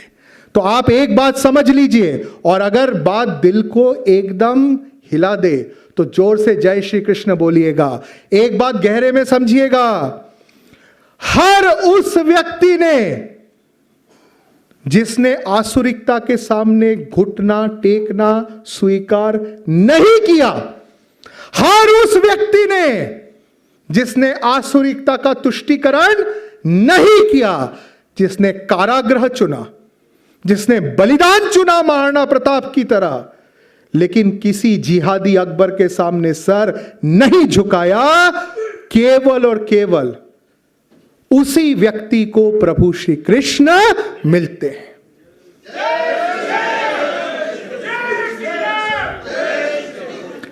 इस बात को बहुत गहरे में समझिएगा। आपको कई लोग ये समझाएंगे कि तुम एक स्वार्थी जीवन जियो, तुम केवल अपने लिए सोचो, और सुबह एक माला कर लेना, 108 बार रामकृष्ण रामकृष्ण कर लेना, कृष्ण मिल जाएंगे। विश्वास करो, ऐसा कोई भी व्यक्ति जिसने सत्य धर्म के लिए युद्ध न लड़ा हो, ऐसा कोई भी व्यक्ति जिसने आसुरिकता से मुकाबला न किया हो, उसको कृष्ण मिल ही नहीं सकते। ये बात जिसको समझ में आए जोर से जय श्री राम बोले, और केवल वही जय श्री राम बोले जिसको इस बात का महत्व यहां छुभा हो। आपको बहुतों ने बोला होगा, और गुरुजी ठीक उसका उलट बोल रहे हैं, जिन जिन को भी आपसे दान दक्षिणा चाहिए, जिन जिन को भी आपसे दान दक्षिणा चाहिए ताकि उनका घर परिवार आश्रम गाड़ी चले, वो आपको क्या बोलेंगे? अरे तुम जैसा व्यापार कर रहे हो करते रहो, बहुत बढ़िया है, एकदम स्वार्थी जीवन जियो, क्या आदिवासियों से मतलब, क्या दलितों से मतलब, क्या पिछड़ों से मतलब, कौन माथा पच्ची में पड़ते हो? भगवान श्री कृष्ण ऊपर से सब कर देंगे अपने आप ही, तुम अपना बढ़िया व्यापार करो, स्वार्थ करो, बस सुबह ये माला जप लेना, ये मैंने इसमें जल छिड़क दिया है, ये माला, और 108 बार रामकृष्ण रामकृष्ण बोल लेना, वो कृष्ण मिल जाएंगे। कब मिलेंगे? वो मरने के बाद मिल जाएंगे। किसको पता मिल रहे नहीं मिल रहे, प्रूफ भी कुछ करने की जरूरत नहीं है। ऐसे लोगों ने हिंदू धर्म को डुबाया है। आज मैं आपको एक सत्य बोलता हूं, इस सत्य को अगर आपने स्वीकार कर लिया तो नव भारत निर्माण होगा, नहीं तो नहीं होगा। ध्यान से सुनना, जो निर्भीक है, जो कभी नहीं डरता, जो क्या है, मेरे साथ दोहराना भी, जो निर्भीक है, जो कभी नहीं डरता, जिसने कभी किसी आसुरिक जिहादी के सामने घुटने नहीं टेके, जिसने कारागृह को चुना लेकिन एक असुर की दास्ता महल में नहीं चुनी, जिसने महाराणा प्रताप की तरह 12 वर्ष का वनवास चुना, लेकिन गद्दार मानसिंह की तरह अकबर के सामने सर नहीं झुकाया, केवल वही शिवाजी बनता है और केवल उसी को कृष्ण मिलता है, और बाकी सब बकवास बातें। इसके अलग आपको जो जो बोले वो खुद एक पाखंडी है, ये जान लेना।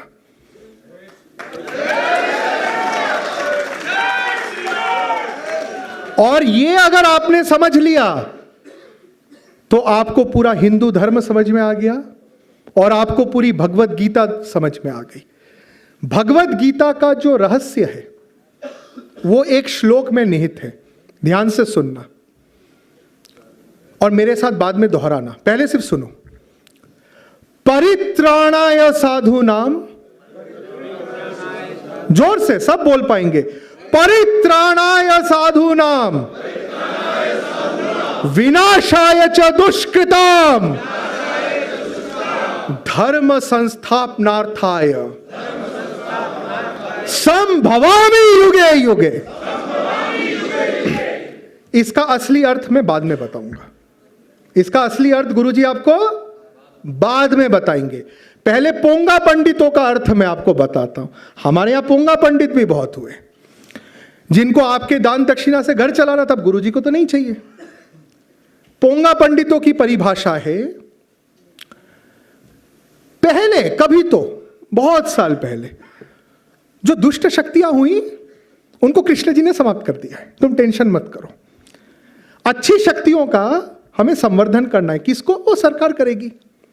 तुम मुझे दक्षिणा दो, नाम जप कर लो, लेकिन जब जब धर्म की हानि होगी, जब जब आसुरिक शक्तियां बढ़ेगी, देखो श्री कृष्ण जी ने कॉन्ट्रैक्ट साइन किया है, धर्म संस्थापनार्थाय संभवामि युगे युगे। तो क्या होगा कि जब मोहम्मद गौरी तुम्हारे सोमनाथ मंदिर पे आक्रमण करने आएगा, तुम ना जाप करना, कीर्तन करना, और मंदिर में से प्रभु श्री कृष्ण निकल कर आएंगे और मोहम्मद गौरी को खत्म कर देंगे। और हमारे सारे पोंगा पंडित इसमें लगे रहे, और गौरी आया, इस्लामिक आक्रमण करता आए, और 14 बार सोमनाथ मंदिर तोड़ के चले गए।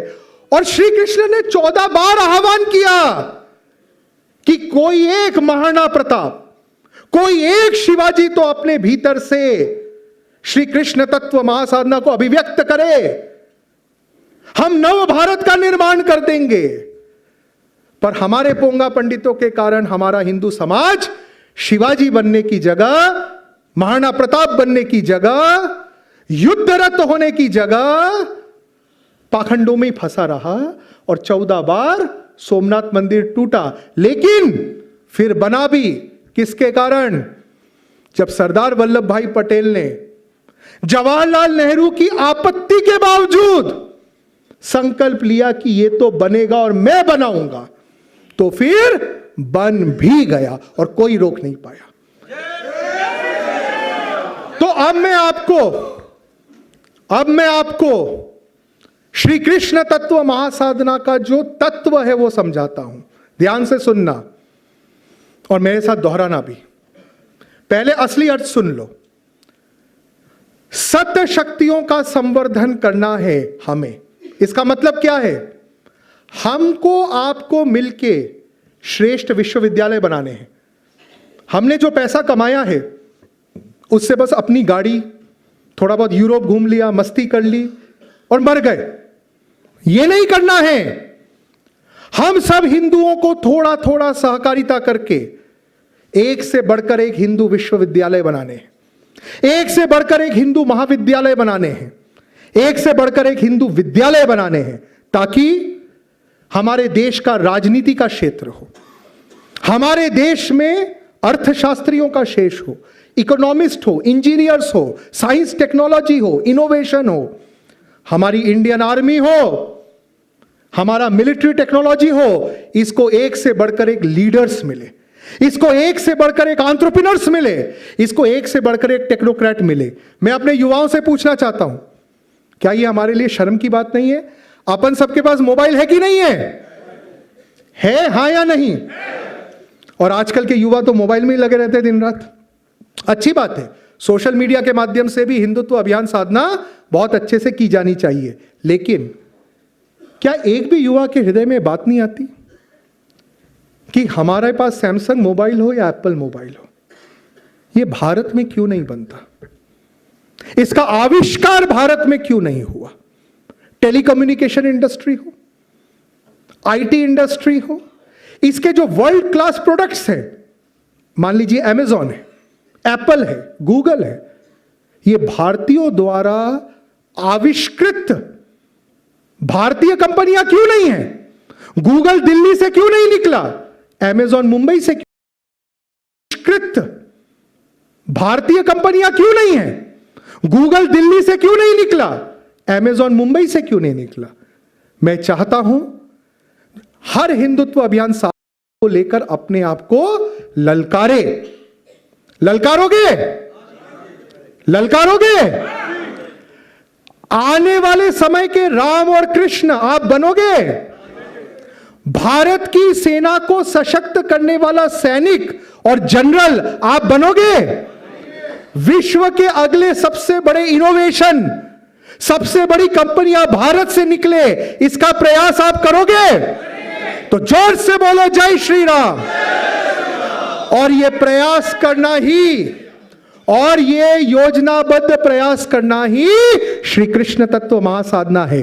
क्योंकि भगवान श्री कृष्ण ने किसी और का मुंह नहीं देखा कि पूतना को कौन मारेगा, कंस को किसी को तो मारना चाहिए। चलो मैं फेसबुक पोस्ट लिख देता हूं, एक ट्वीट कर देता हूं, कंस बड़ा अत्याचारी है, किसी को तो उसको मारना चाहिए। पूतना मारे भी कृष्ण और कंस सहारे भी, इसलिए वो भगवान कृष्ण है। लेकिन अब कंस तो मर गए, कृष्ण जी तो एकदम सेफ एंड साउंड।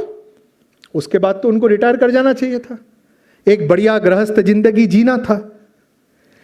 लेकिन भगवान श्री कृष्ण जी ने ऐसा इंफ्रास्ट्रक्चर बनाया।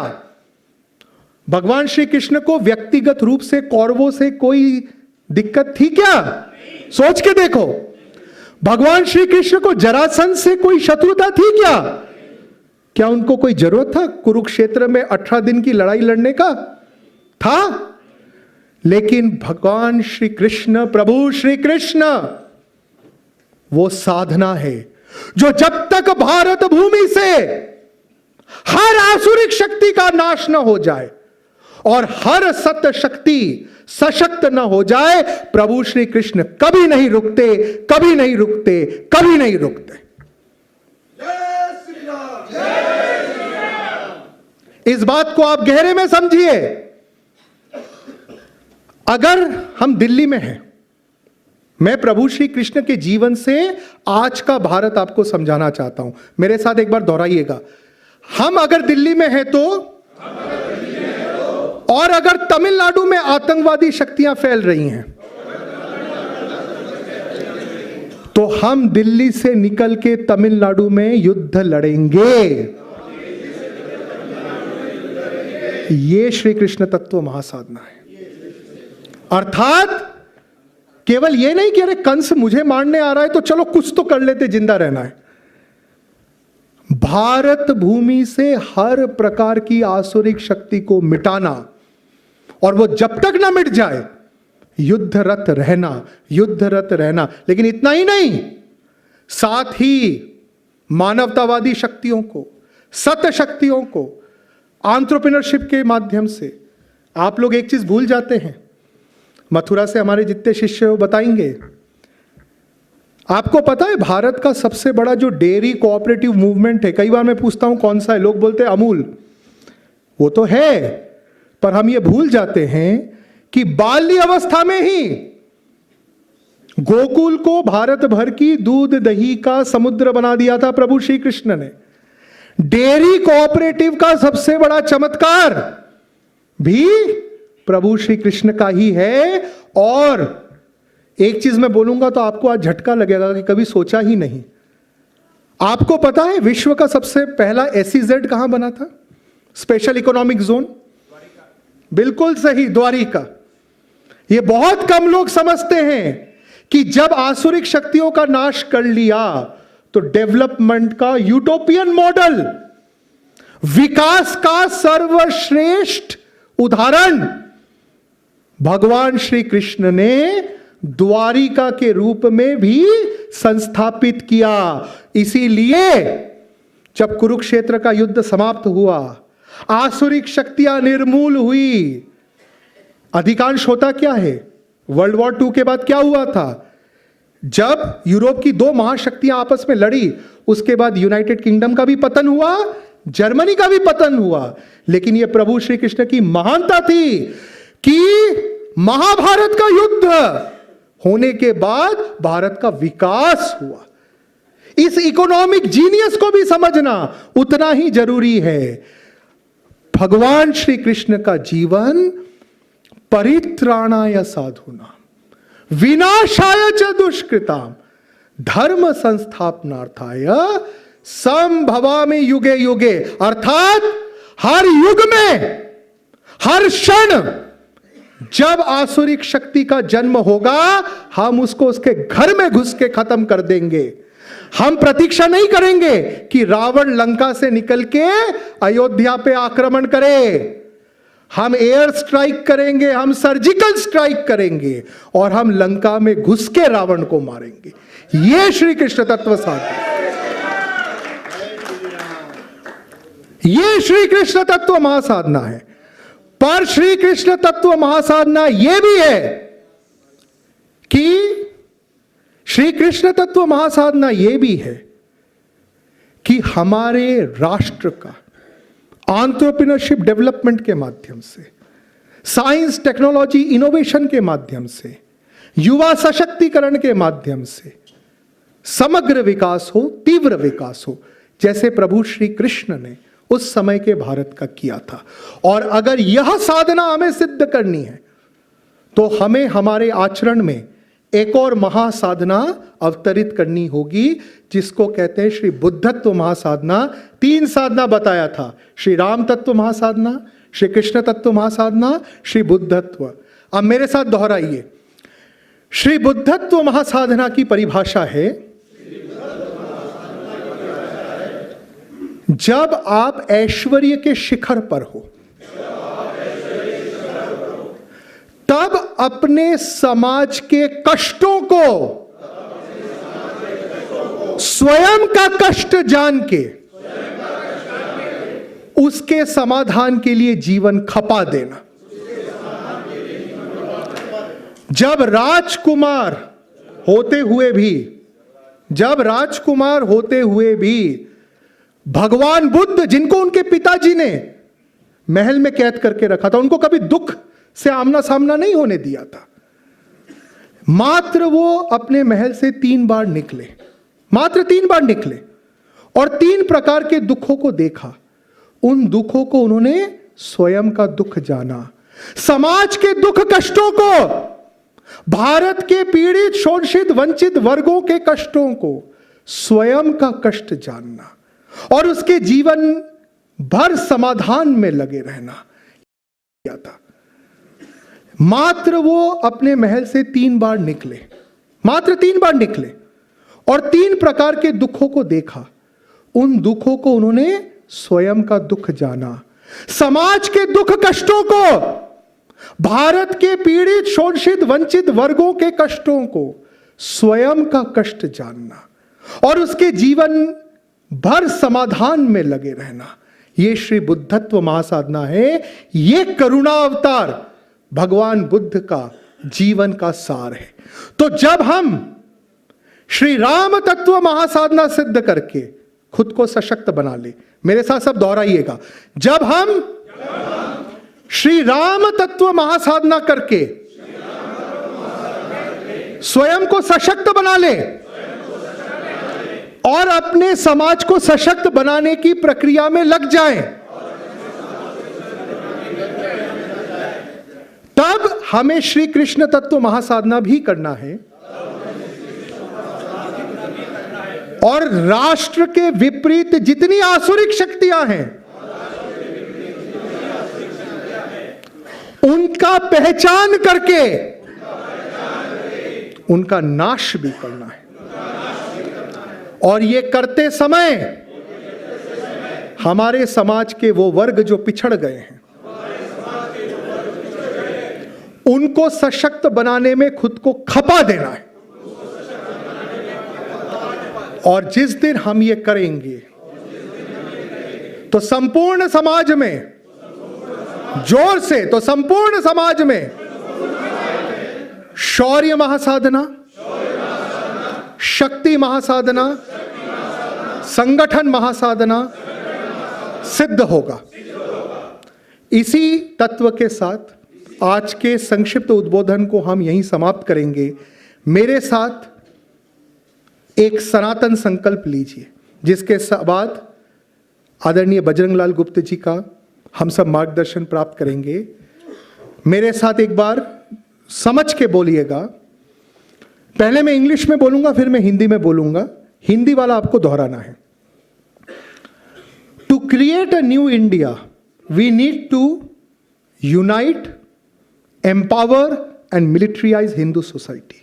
समझिएगा, to create a new India we need to unite, empower and militarise Hindu society. अब मेरे साथ दोहराना, नव भारत के निर्माण के लिए हमें संपूर्ण हिंदू समाज को संगठित करना है, सशक्त करना है, सशस्त्र करना है और उसका सैन्यकरण करना है। इस संकल्प के साथ मेरा आप सबको मार्गदर्शन है कि आप 100 प्रमुख शिष्य यहां से निकल के अपने अपने क्षेत्र में जो मंदिर है, आप सबके मोहल्ले में, आप सबके गांव में मंदिर है कि नहीं है, आप आज मेरे साथ एक संकल्प लीजिए। आप सब जानते हैं कि हिंदुत्व अभियान की आत्मा है साप्ताहिक महाआरतियों के माध्यम से पूरे हिंदू समाज को संगठित करना, सशक्त करना, सशस्त्र करना और उसका सैन्यकरण करना। आप सब एक प्रण लीजिए आज कि आप सबके गांव में, मोहल्लों में जो मंदिर हैं, हर हफ्ते आप कोई भी दिन चुन लीजिए। प्रायः हमारे सारे शिष्य हर रविवार 7:30 बजे ये करते हैं। आप हफ्ते में कोई भी दिन चुन लीजिए जो आपको उचित लगे। एक निश्चित दिन, अभी मान ले रविवार, तो आप ये संकल्प लीजिए कि हर रविवार संध्या 7:30 बजे आप सब लोग अपने अपने स्थानीय हिंदू मंदिरों में स्थानीय हिंदू समाज को संगठित करोगे। साप्ताहिक महाआरतियों के माध्यम से स्थानीय हिंदू समाज को आपको संगठित करना है, सशक्त करना है, सशस्त्र करना है और हर मंदिर को हिंदू समाज की जागृति का, संगठन का, सशक्तिकरण का एक जागृत केंद्र बनाना है। इस संकल्प के साथ आप सब ये महाआरती, महासाधना करोगे। आप अपने स्थानीय मंदिरों को हिंदू समाज के संगठन का केंद्र बनाओगे। क्या आप जहां रहते हैं वहां के मंदिरों में अब से पूरा हिंदू समाज हफ्ते में एक दिन इकट्ठा होगा? महाआरती के दौरान जातिवाद त्याग के, जात पात मिटा के, भाषावाद त्याग के, राजनीतिक गुटवाद त्याग के, प्रांतवाद त्याग के, क्या पूरे हिंदू समाज को आप इकट्ठा करोगे? और उस एकत्रित संगठित हिंदू समाज को साप्ताहिक महाआरतियों के माध्यम से क्या आप स्ट्रैटेजिकली प्रिपेयर्ड बनाओगे? क्या उनसे श्री राम तत्व महासाधना करवाओगे? क्या उनसे श्री कृष्ण तत्व महासाधना करवाओगे? क्या उनसे श्री बुद्धत्व महासाधना करवाओगे? क्या उनसे शौर्य महासाधना, शक्ति महासाधना और संगठन महासाधना करवाओगे? तो इसी संकल्प के साथ हम सहकारिता के माध्यम से मिलजुल के बड़े बड़े नव भारत निर्माण के हिंदू इंस्टीट्यूशंस बिल्ड करें। ये संकल्प लेते हुए एक बार हम सब बोले, जय श्री राम, भारत माता की। अब मैं चाहूंगा बहुत ऊर्जा के साथ, बहुत एकाग्रता के साथ हम सबके श्रद्धेय परम आदरणीय बजरंग लाल गुप्त जी का अध्यक्षीय भाषण, केंद्रीय मार्गदर्शन ध्यान से सुने। आदरणीय बजरंग लाल गुप्त जी राष्ट्रीय स्वयंसेवक संघ के इस क्षेत्र के क्षेत्र संघ चालक है, जिसमें 5 प्रांत आते हैं अपना, दिल्ली, हरियाणा, पंजाब, हिमाचल और जम्मू कश्मीर। ये हमारे लिए सबसे गर्व की बात है और हमें उनसे बहुत बहुत महत्वपूर्ण स्ट्रैटेजिक प्रिपेयर्डनेस की बातें पता चलेंगी। आप अर्थशास्त्री हैं, आपने विश्वविद्यालय में अनेक वर्षों, अपने दिल्ली यूनिवर्सिटी में अर्थशास्त्र का सर्वोच्च चैतन्य ज्ञान दिया है और आपके मार्गदर्शन में निश्चित नव भारत का निर्माण हो रहा है और हम सब आपके मार्गदर्शन के लिए लालायित हैं। अब हम आदरणीय बजरंग लाल गुप्त जी को आमंत्रित करेंगे। सब जय श्री राम के साथ इनका स्वागत करें। जय श्री राम।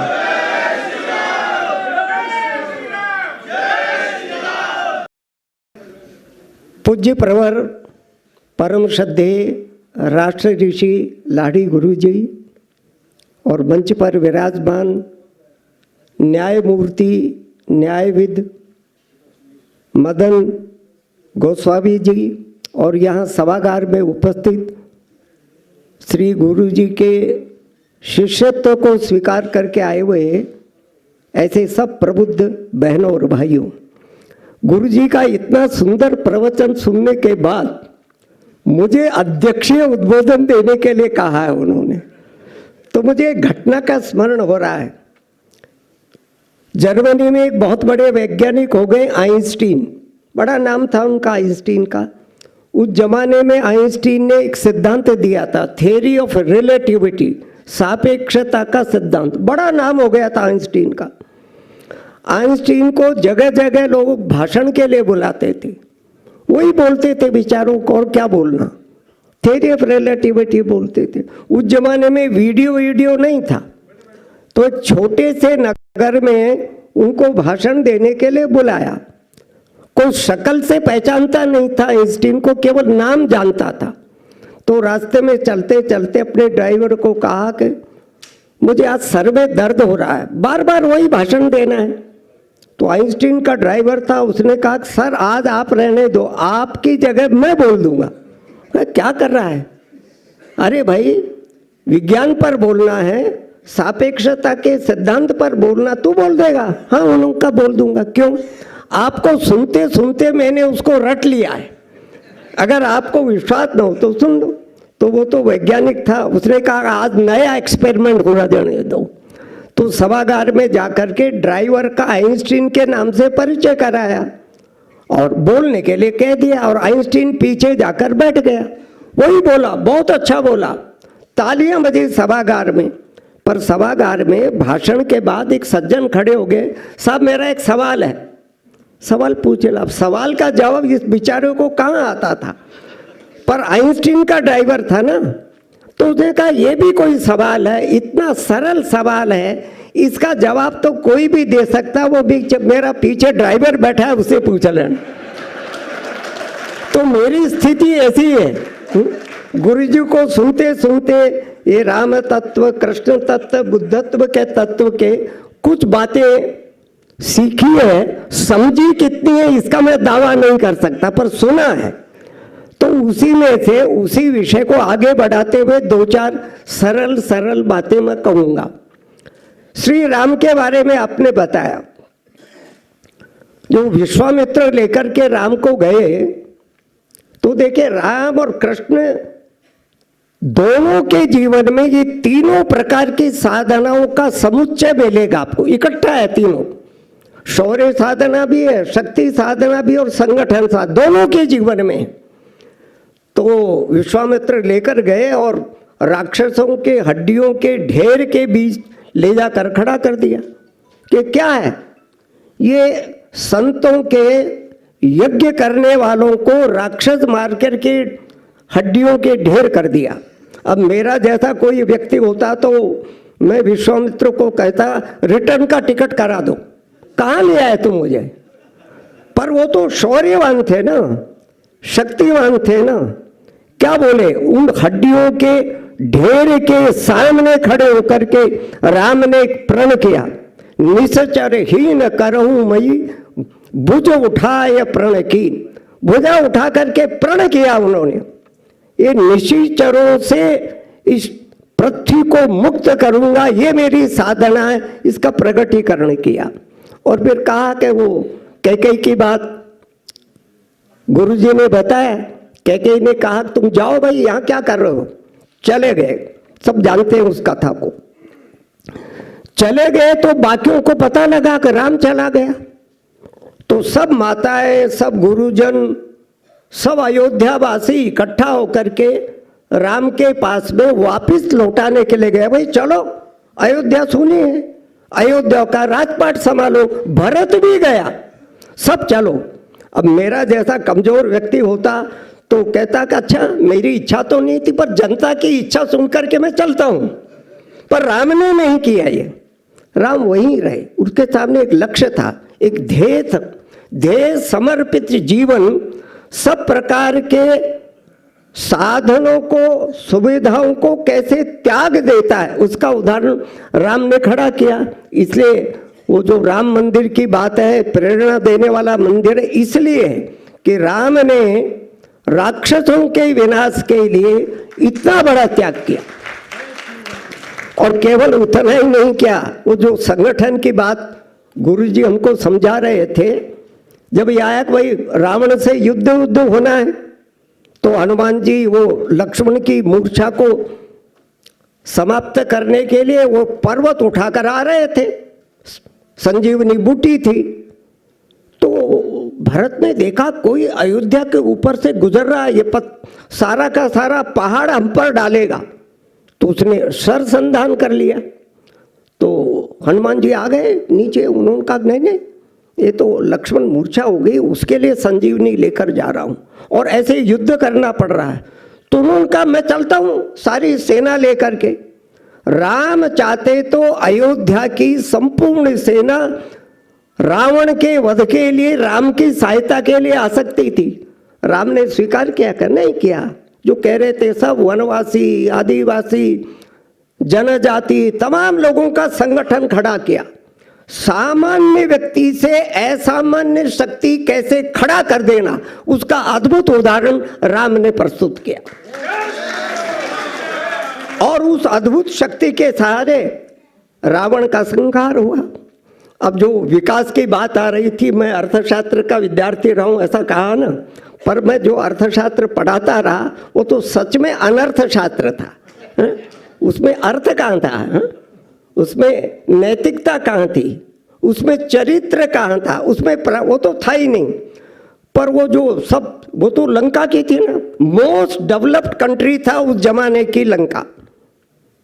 तो युद्ध जीतने के बाद लक्ष्मण ने कहा भैया क्या करोगे वहां जाकर के, पता नहीं भरत के मन में कोई सेकंड थॉट आ जाए और ना दे तो क्या करेंगे अपन। ये अपने पराक्रम से हमने लंका को जीता है, मोस्ट डेवलप सोने की लंका है, यही राज करते हैं।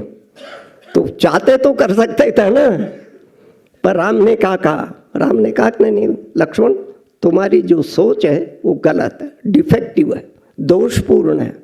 जननी जन्मभूमिश्च स्वर्गादपि गरीयसी, ये संदेश दिया राम ने।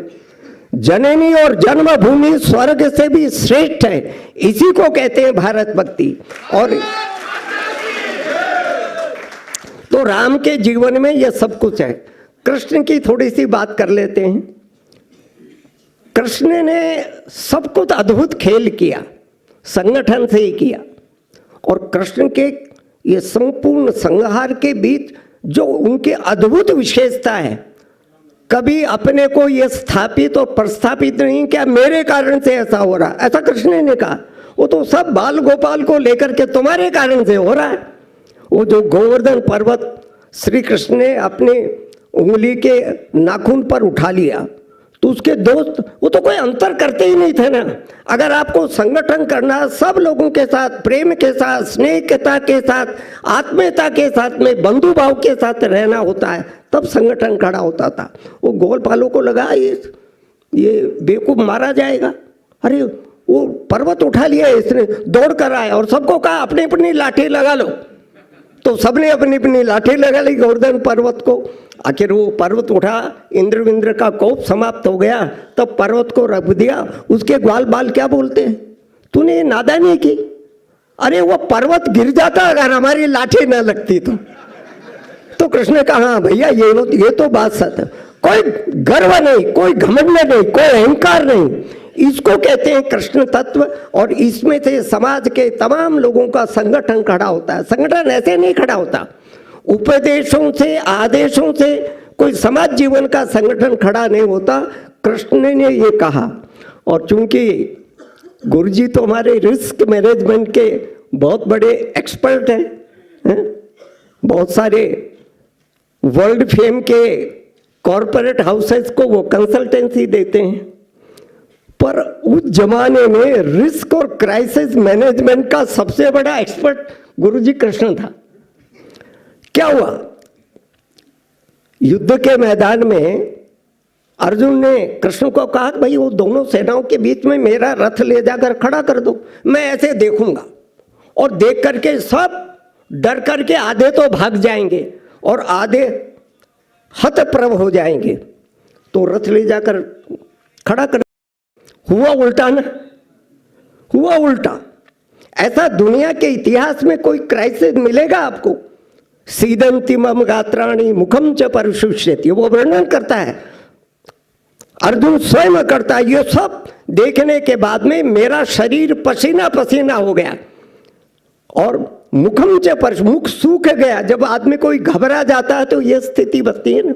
और फिर गांडीव संसते हस्तक, उस जमाने में अर्जुन के हाथ से गांडीव का छूट जाना महाघटना होती थी, छूट गया। और अंत में कारण ये क्यों है भैया? तो बताया भ्रमतीव चय में मन, ऐसा कहा उसने, मेरा मन डाउटफुल हो गया है, संभ्रमित हो गया, मुझे समझ में नहीं आ रहा क्या करना क्या नहीं करना। अरे ये सब मेरे गुरुजन हैं, चाचा है, ताऊ है, वो भीष्म खड़े हैं, सब मेरे भाई बंदे, इनको मार करके मैं क्या लूंगा? और फिर कृष्ण के साथ लंबा आर्ग्यूमेंट होता है। उस आर्ग्यूमेंट में मैं नहीं जानता जाता, अर्जुन जैसा व्यक्ति आर्ग्यूमेंट देने वाला और कृष्ण उसका उत्तर देने वाला, कोई हिसाब है क्या? तो कृष्ण उसके सवालों का जवाब देता था, अर्जुन कहता हाँ ये बात तो ठीक है तुम्हारी, किंतु फिर एक और सवाल कर देता था। सारी गीता में यही खेल आप देख लीजिए, कृष्ण समझाते हैं, अर्जुन कहता है नहीं नहीं बात तो ठीक है, किंतु किंतु करके और एक सवाल दे दिया। सारी गीता में यही है, सारी गीता के सब बातों को, पर उन्होंने थोपा नहीं। जिन्होंने समाज जीवन में बड़ा काम करना होता है उसने गुस्से में नहीं आना होता है, तनाव में नहीं आना होता है, डिप्रेशन में नहीं आना होता, अपने लोगों को गाली गलौज नहीं करना होता, ये नहीं करना मूर्ख। सारी गीता पढ़ जाइए, कहीं कृष्ण ने अर्जुन के लिए अपशब्द का प्रयोग नहीं किया। उन्होंने कहा तेरे को इसीलिए हमने खड़ा किया था क्या? ऐसा नहीं कहा, कार्पण्य दोषो प्रहत स्वभाव। तो क्या कहते हैं अर्जुन को? परम तप। परम तप का है, अरे तुमने लीड तो कर दी, परम तप का है, पर उसको तैयार करना है ना। या मित्र कहते हैं, सुहृद कहते हैं, सारी गीता में संबोधन देखी कृष्ण का। तो क्राइसिस मैनेजमेंट, रिस्क मैनेजमेंट कैसे करना होता है उसका अद्भुत उदाहरण है। ऐसा सब करते करते सब कुछ समझाया। एक पेच का आकर के खड़ा हो गया। पेच कैसा खड़ा हुआ? देखो, कृष्ण को संन्यास मार्ग का भी वर्णन करना था, श्रेष्ठ ही बताना। संन्यास मार्ग भी बहुत अच्छा है, और आखिर कर्म में लगाना था तो कर्म मार्ग भी बहुत अच्छा है। तो कभी वो संन्यास की बड़ाई करे, कभी कर्म की बड़ाई करे, तो और संभ्रम निर्माण कर दिया। तो अर्जुन कहता है ये क्या तमाशा कर रखा है? संन्यासम कर्मणाम कृष्ण पुनर्योगम च संस्कृति यच्छेय यतयोरेकम तन्मे ब्रूहि सुनिश्चितम। अरे कृष्ण, कभी तुम संन्यास मार्ग को अच्छा बताते हो, कभी कर्मयोग को बताते हो। भैया इससे तो तुम मेरे डाउट को, मेरे संभ्रम को और बढ़ा रहे हो। इन दोनों में जो श्रेष्ठ है वो बताओ। जैसे गुरुजी हमको बताते हैं ये ही मार्ग है, तो बताना पड़ता है ना। जिन्होंने क्राइसिस मैनेजमेंट करना है, देश का और समाज का मार्गदर्शन करना, ऐसा पर बड़ा पेचीदा मामला था। अब एक को बताना भी बड़ा खतरनाक था। मान लीजिए आपके कोई दो मित्र हो, उसने एक बात कही, दूसरे ने उसके विपरीत बात कही, किसको ठीक कहो? एक की ठीक कहोगे तो दूसरा नाराज हो जाएगा, और दूसरे को ठीक कहोगे तो पहला नाराज। पर वो तो कृष्ण था ना, कैसी कैसी कुशलता बरतनी पड़ती। तो कहता है देखो दोनों ही ठीक है, संन्यास मार्ग भी अच्छा है, कर्म योगी। पर वो क्या कहता है? तयोस्तु कर्म योगो विशिष्यते। क्योंकि उस क्षण में, उस कालखंड में अर्जुन को युद्ध के लिए तैयार करना होता था, इसलिए उलझन को कैसे दूर किया उन्होंने? तयोस्तु, उन दोनों में कौन श्रेष्ठ है? दोनों ही ठीक है, ठीक ठाक है दोनों। भैया तुम भी ठीक हो, तुम भी गलत नहीं हो, ऐसा कहा ना। तो कहा पर तयोस्तु कर्म योगो विशिष्यते। ऐसा एक बड़ा जबरदस्त क्राइसिस और रिस्क मैनेजमेंट का अद्भुत उदाहरण है भगवान कृष्ण ने गीता में उपस्थित किया। और फिर उस सब का परिणाम तो हम जानते हैं क्यों हुआ। ये परिणाम सारे 18 अध्याय की गीता सुनाने के बाद में कृष्ण ने कहा भाई बाकी बकवास बंद कर दे, मैंने बता दिया ना, जैसा बता दिया वैसा ही कर। ऐसा गीता में नहीं कहा उन्होंने, ये मैं दिस इज माई ऑर्डर, ऐसा नहीं कहा कृष्ण ने। कृष्ण क्या कहा था? विमृश्यत शेषेण। भैया मैंने जो कुछ समझाना था तेरे को बता दिया, सब कुछ बता दिया। यथेच्छसी तथा कुरु 18वें अध्याय में आता है। अब भैया मैंने जो कुछ समझाना था समझा दिया, तेरी इच्छा हो वैसा कर। अगर ठीक से ये राम तत्व, कृष्ण तत्व और बुद्ध तत्व समझ में आ गया तो क्या करोगे, वही करोगे। तो इसलिए अंत में अर्जुन क्या बोलता है, नष्टो मोह स्मृतिर्लब्ध्वा त्वत्प्रसादान मयाच्युत स्थितो अस्मि गत संदेह करिष्ये वचनम तब। कौन किसी के वचन के अनुसार काम कब करता है, इसका उदाहरण है। गुरुजी हमको समझा रहे हैं ना, बता रहे हैं ना, कब करता है। तो कहता है नष्टो मोह, मोह नष्ट हो जाए। अर्जुन को क्या चक्कर पड़ गया था, मोह में फंस गया था, भाई बंधुओं के मोह में फंस गया था, गुरुओं के मोह में फंस। तो अब आपकी तमाम बातें सुन करके नष्टो मोह, मन मेरे मोह नष्ट हो, स्मृति लब्धा, मेरे मुझको स्मृति प्राप्त होगी, मैं कौन हूं, मैं किसके लिए आया हूं, मेरे जन्म का हेतु क्या है, कारण क्या है। नष्टो मोह स्मृति लब्धा त्वत्प्रसादान मयाच्युत। देखिए शब्द प्रयोग देखिए, आपकी कृपा से। पर आप कौन है, अच्युत है। कृष्ण के लिए संबोधन क्या है वहां, अच्युत है, यानी जिसका कभी स्खलन नहीं होता, जिसमें कभी दोष नहीं आता। हम किसकी बात मानेंगे, गुरु जी की बात क्यों मान रहे हैं। गुरु जी का जीवन हमको दिखाई दे रहा है ना, गुरु जी का आदर्श हमारे सामने उपस्थित है ना।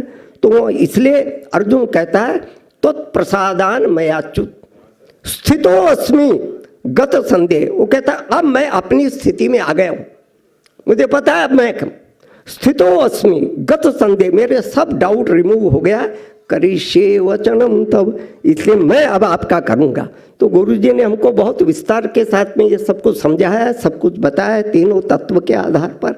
आज देश के और समाज के लिए क्या आवश्यकता है, एम्पावरमेंट की बात कही है उन्होंने, और एम्पावरमेंट का ये शीर्षक देते समय स्पिरिचुअलिटी की बात कही है। सशक्तिकरण होना, चाहे वो आर्थिक सशक्तिकरण हो, चाहे सामाजिक सशक्तिकरण हो, अध्यात्म के बिना नहीं हो सकता। अध्यात्म का संपुट चाहिए। भौतिक समृद्धि तो मिल जाएगी, पर केवल भौतिक समृद्धि के द्वारा देश का और समाज का कल्याण नहीं हो सकता। उस भौतिकता के साथ जब अध्यात्म का संयोजन होगा तो हम इस सब तत्वों से ये सीख देने का प्रयत्न, श्री गुरु जी ने कहा। मुझे तो उन्होंने कहा तुम आकर के कम से कम हमको सुन लोगे, इसलिए मुझे यहाँ बैठाया, क्योंकि अध्यक्ष के नाते बैठने पर सोने का स्कोप नहीं था मेरे पास, आप लोगों के पास था, तो ध्यान से सुनना पड़ेगा ना। तो गुरुजी को ध्यान से सुना, आप सबने भी सुना है। उन्होंने कृपा की है यहाँ करके, इतने विस्तार के साथ हमको समझाया। मैं अपनी ओर से और आप सबकी ओर से श्री गुरु जी के चरणों में बहुत बहुत आभार व्यक्त करता हूँ। और आपने भी इतना सुंदर गुरु जी का व्याख्यान सुनने के बाद में कुछ समय के लिए मुझे भी सुनने की दृष्टि से बर्दाश्त किया, इसलिए आप सबका भी हृदय के अंतःस्थल से बहुत बहुत आभार, बहुत बहुत धन्यवाद।